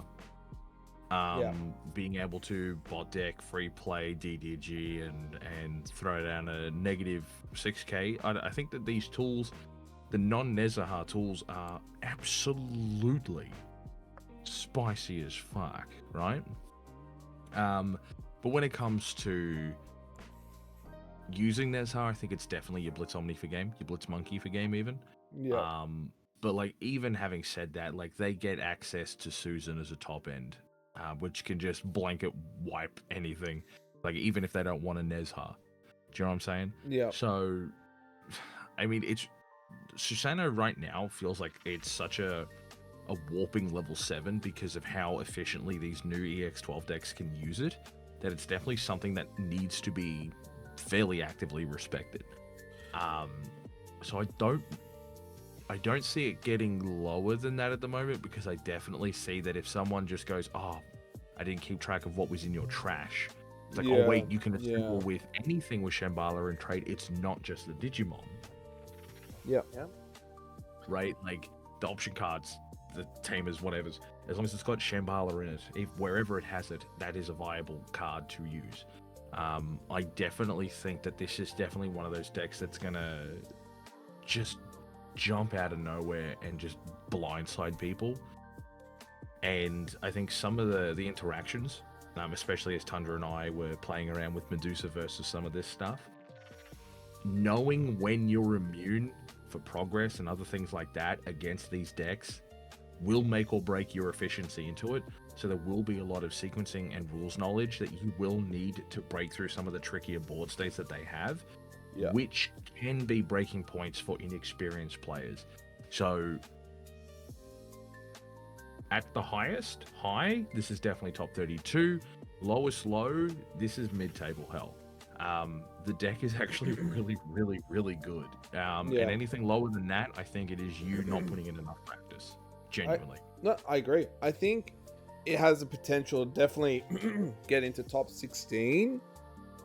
Like, if we, like, you got a good cook. Now, I think realistically, I want to go on a limb.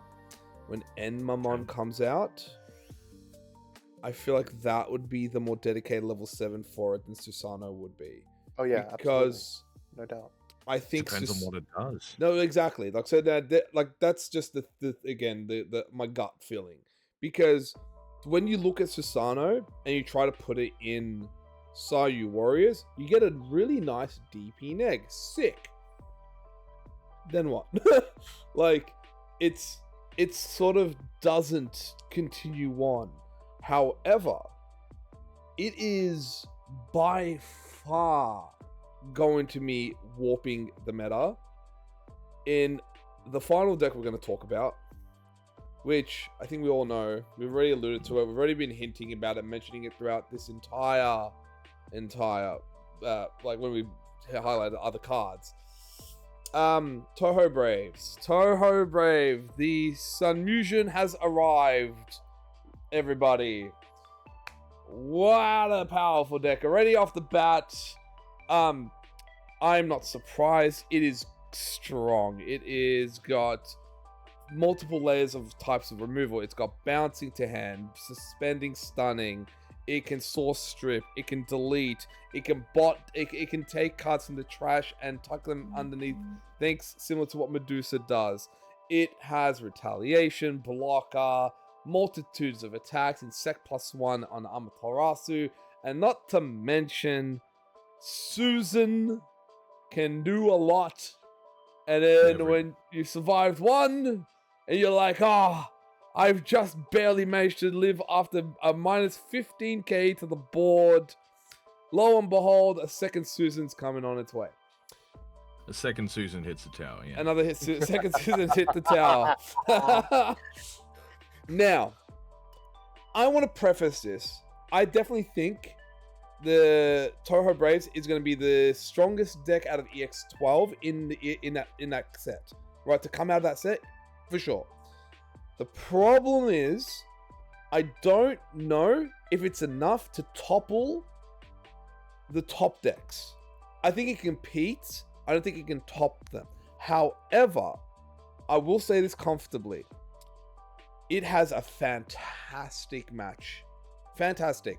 Like, Musketeers will be checked by Toho Braves. That I'm that confident. Like, that's how bad the match is for Musketeers. It has every answer that Musketeers just will struggle against, because you can't survive Susana coming on the field. By the time Susana comes to the field, you're like, okay, I'll try to recover. And they're like, yeah, sweet. Another one's hit the tower. Sick. That's, thanks. So it has gotten rid of your security. It can do like 2 checks basically whenever it wants. Finally, Amaterasu is like, yeah, anyway, I'm gonna just, get rid of some of your stuff, bot deck your options, and then, I died. Well, I'm gonna recover. Yeah. So you are dealing with a recovery. Susano recovers, Amaterasu recovers. It's a tough one, and they go wide. They have a lot of tools at their disposal. They want to be deleted. That's the problem. We know what Musketeers does very well. It deletes things. But you can digivolve. Yeah, cool. What if they have a single stack? They will have a single stack. They will. That's the other thing with Toho Braves. Yes. They will have a naked level 6, and they will just laugh at you. Exactly.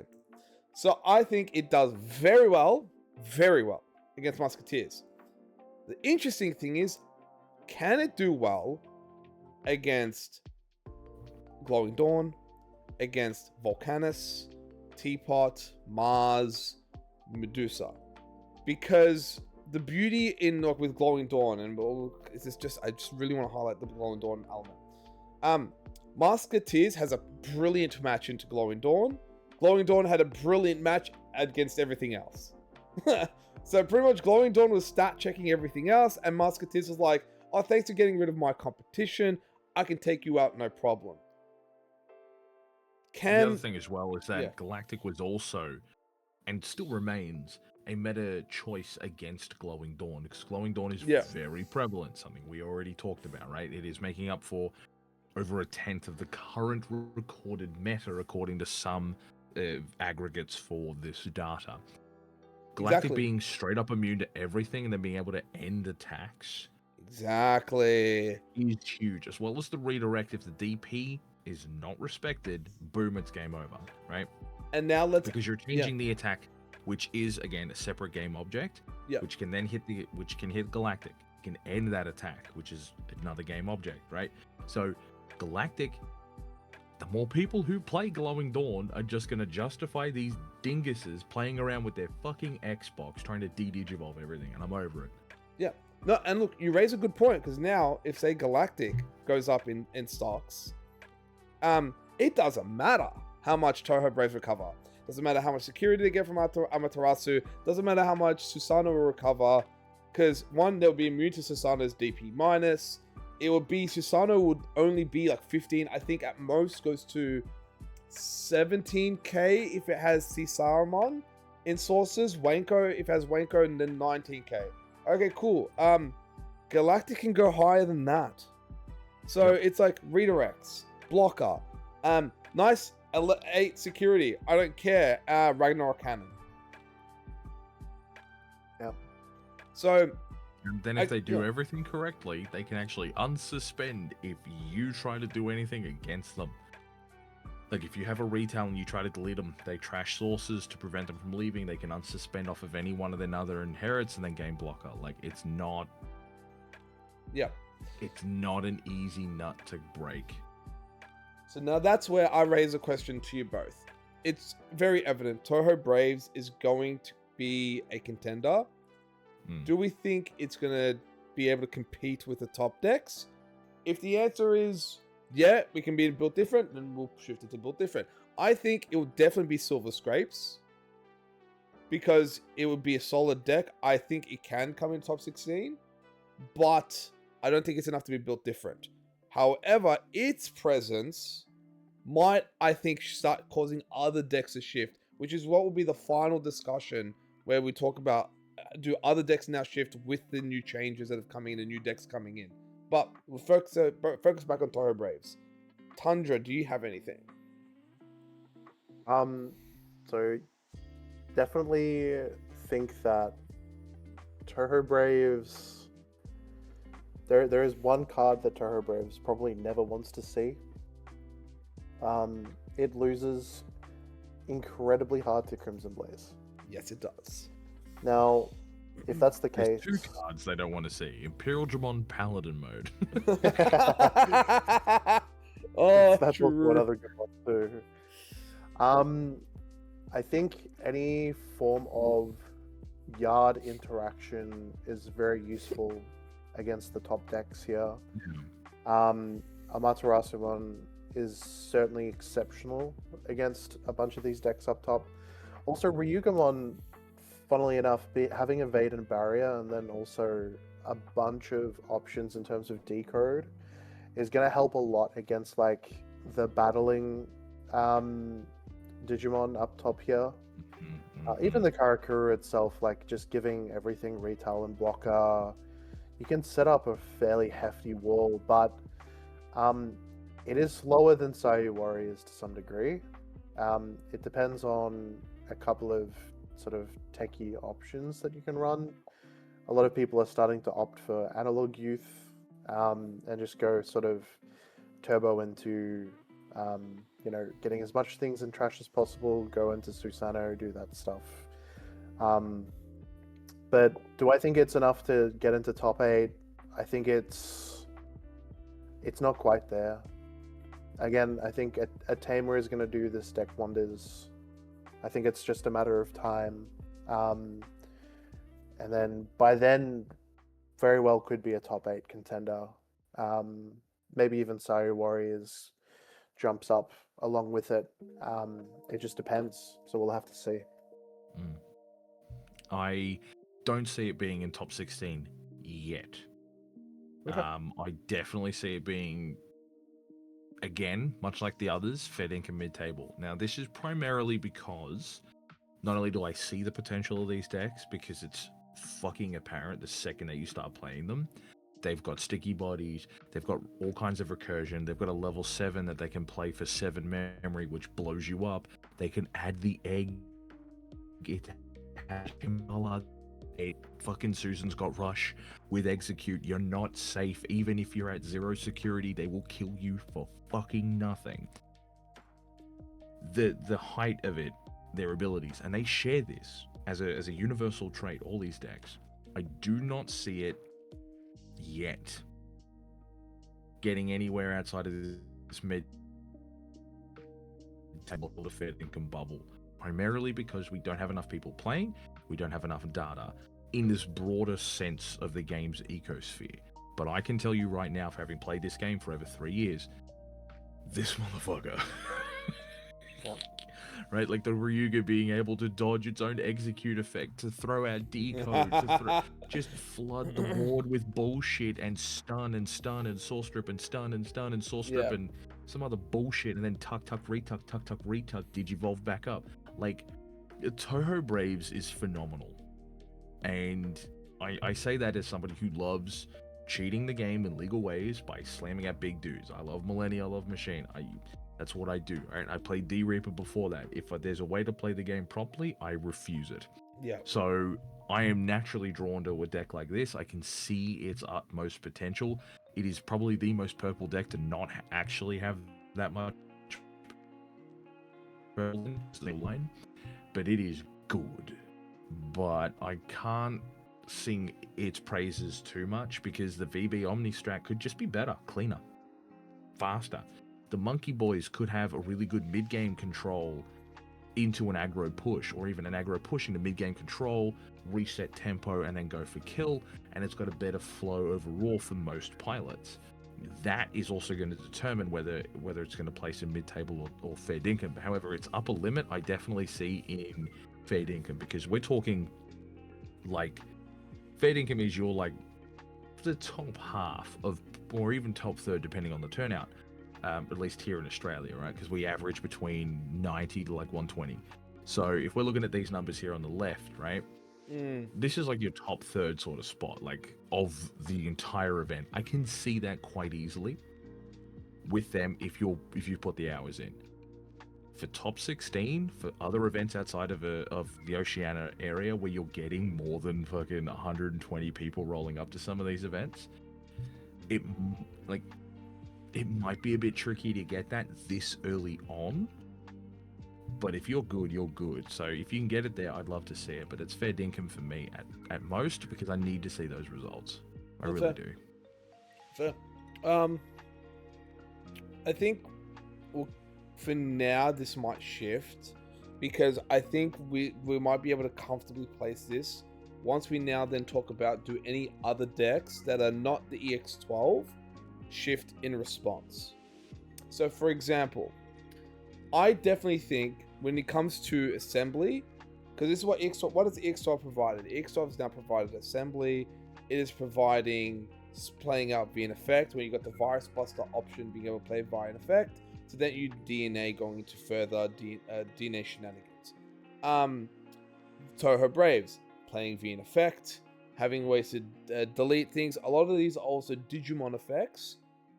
I can already think of one deck in particular that has answers to all of the new stuff. Remember how we mentioned it earlier on that we'll talk about it after it when we talk about the X12 decks? Well, hey, we're going to talk about it now, Medusamon. Yep. I think Medusamon actually goes up. It is perfectly primed to handle EX12 without any problems. If we're talking strictly about the EX12 decks, and it's one of the reasons why I was experimenting with my Medusa build, there's three main things here.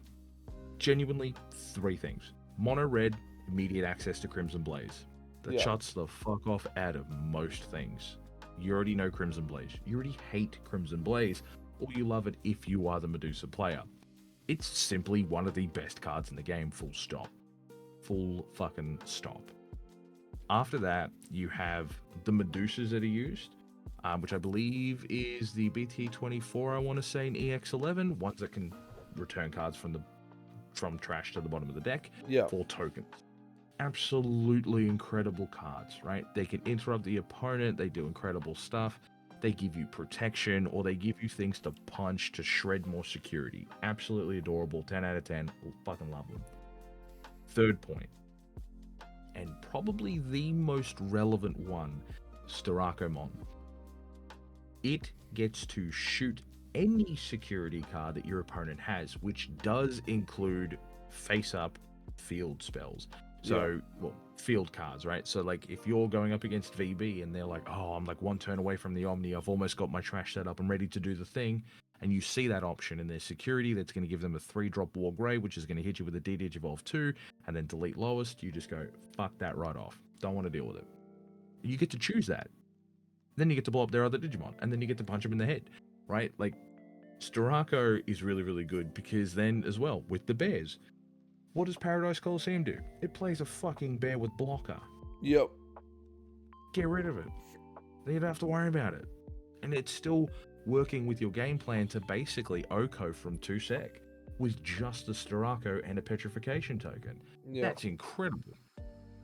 It actually has natively some of the best tools to tackle what looks like the new overall design direction for Digimon.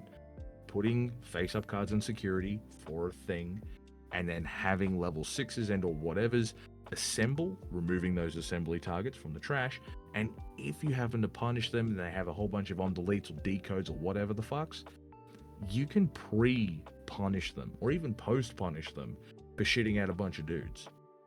That's cash money. Yeah. Yep. Anything, Tundra, on the Medusa? No.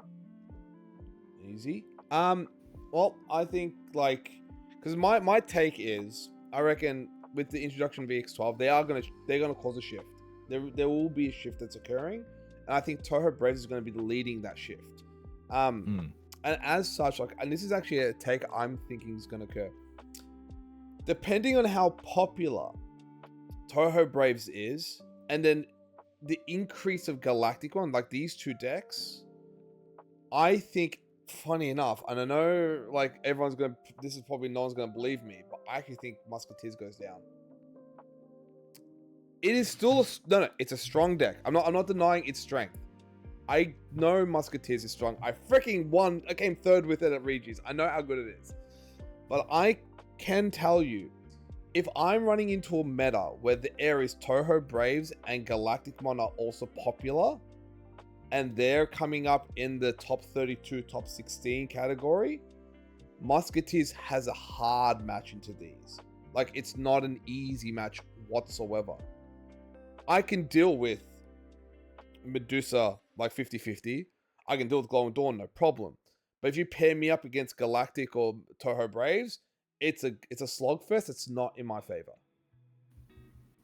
That's a shift. I actually think Musketeers goes down because these decks might actually have relevance. Now I can be wrong this after a whole, but that's a prediction I think is going to occur. Do you agree? Do you disagree? Do you think I'm just rocking off my nutter? I would love for Three Muskets to lose relevance. At least it's just slow down a bit, you know? I am a professional hater of Three Musketeers.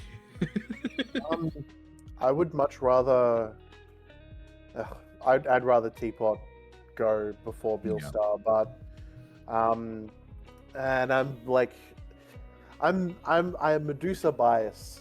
I don't want this deck to be so resilient because I had to tech my entire deck around that one deck, apart from Jupiter Loop at the time. So,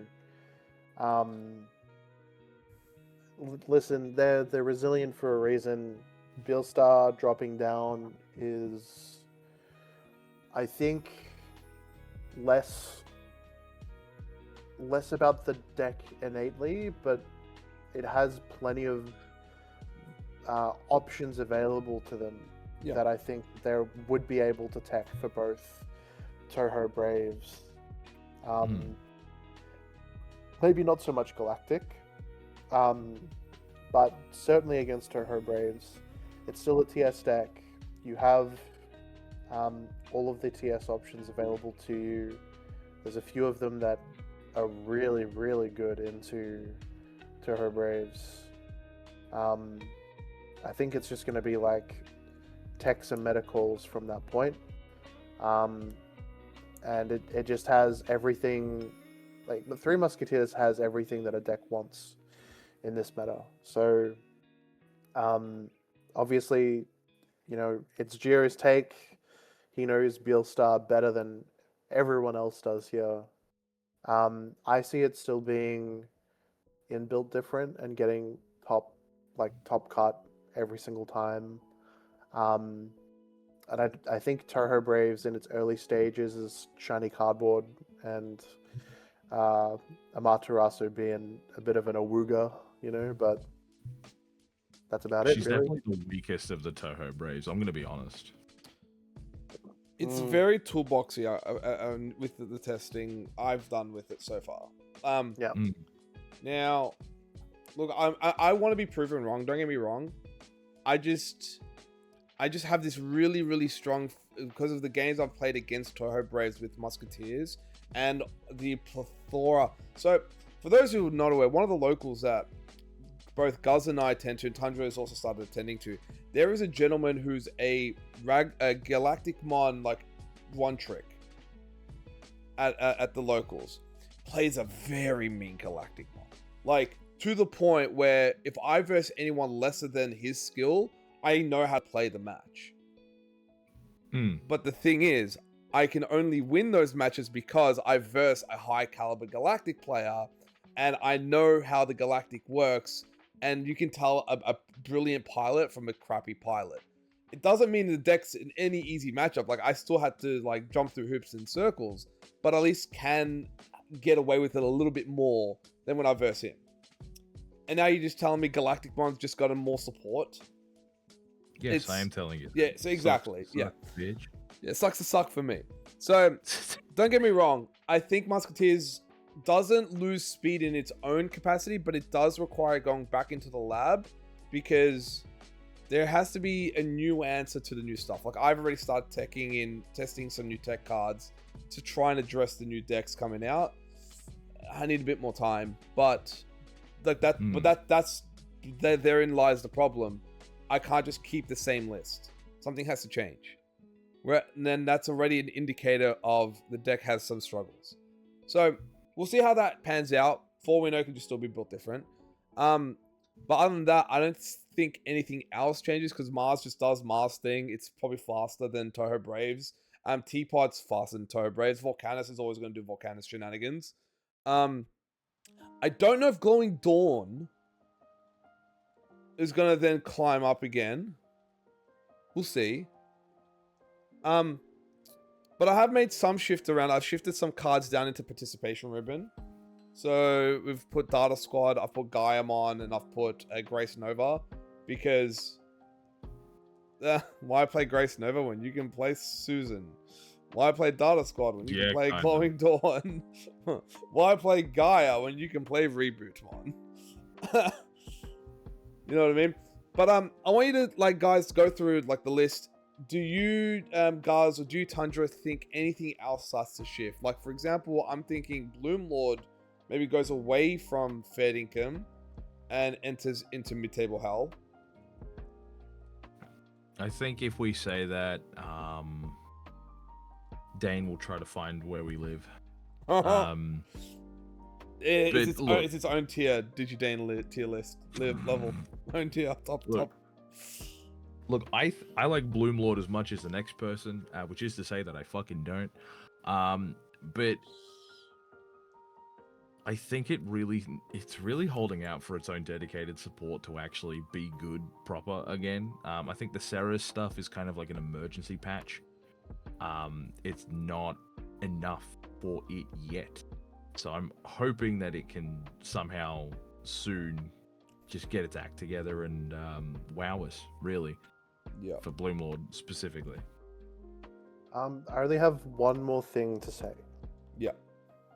Penis. And I'm thanking the Lord a bit that this is actually potentially a thing, but I think Central Town is actually going up to top 32. Really? All right. Yeah. Do tell. Pray tell. No. Susanamon is a TS trait card. Damn it.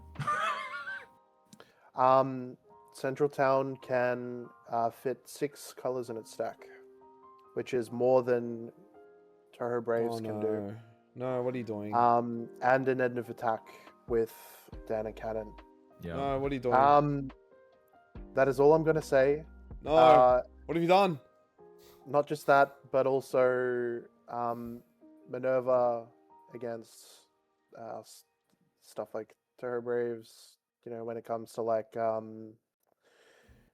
good D-Digivolve effects. Marukimon also does pretty well into those Digimon as well to some degree. A lot of the toolboxy angles, Bacchusmon, all of those kind of shenanigans. There might be a world where it is very possible, and there is an OTK now in Central Town. So, all I do is smile and see if I can. You're back. You're so see back. See if there's possibilities for it to actually claw its way from the mid-table hell that it was in for a couple of sets through AD01. All right. Well, I think, again, I'm relatively happy with this. One deck I'm actually curious to see. Red Hybrid. I don't know if this stays up in relevance in Silver Scrapes. I think... Yes. You reckon it stays in, or does it drop? No, look, Red Hybrid is probably the epitome of Unga Bunga. Like, don't get me wrong, Bears has its tricks.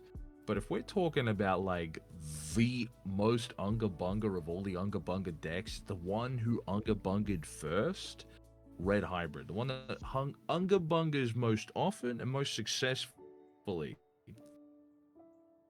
is still Red Hybrid. Yeah. Like, just because a bunch of mother lovers have decided to turn around and probably play the Bears instead, does not mean that that deck does not still have teeth. Red Hybrid is a perpetual boogeyman because it can just one-shot. Yeah, no, fair. Look, I think that's fair. I think, again, I'm happy with the list. I'm curious to see how it all goes and see how the meta formulates and see which decks actually ended up coming out to fruition in EX12. I will make Master great again. Just you wait and see. It's happening. It's okay. I've got it in the works. But You won't. It's okay. but we're gonna shift back to our little humble chatting workshop, and pretty much I think bid everybody a nice. Is there any final thoughts you guys have? Anything you're looking forward to? Any decks that you're looking to bring? I guess, yeah, what you're bringing into EX12 to play in this next format. I am looking forward to the future of Metal Empire, provided we get one. like I am heartbroken, but that does not mean good things are not in the future. I just need to not be such a negative Nancy about it all and just collect the cards when they get cheap and then make them worth a lot more once I win our regionals. Oh yeah. Oh yeah. And you, Tundra, my good man, any decks that you're looking to play in the next format? Well, considering I just outed myself with the last take, right?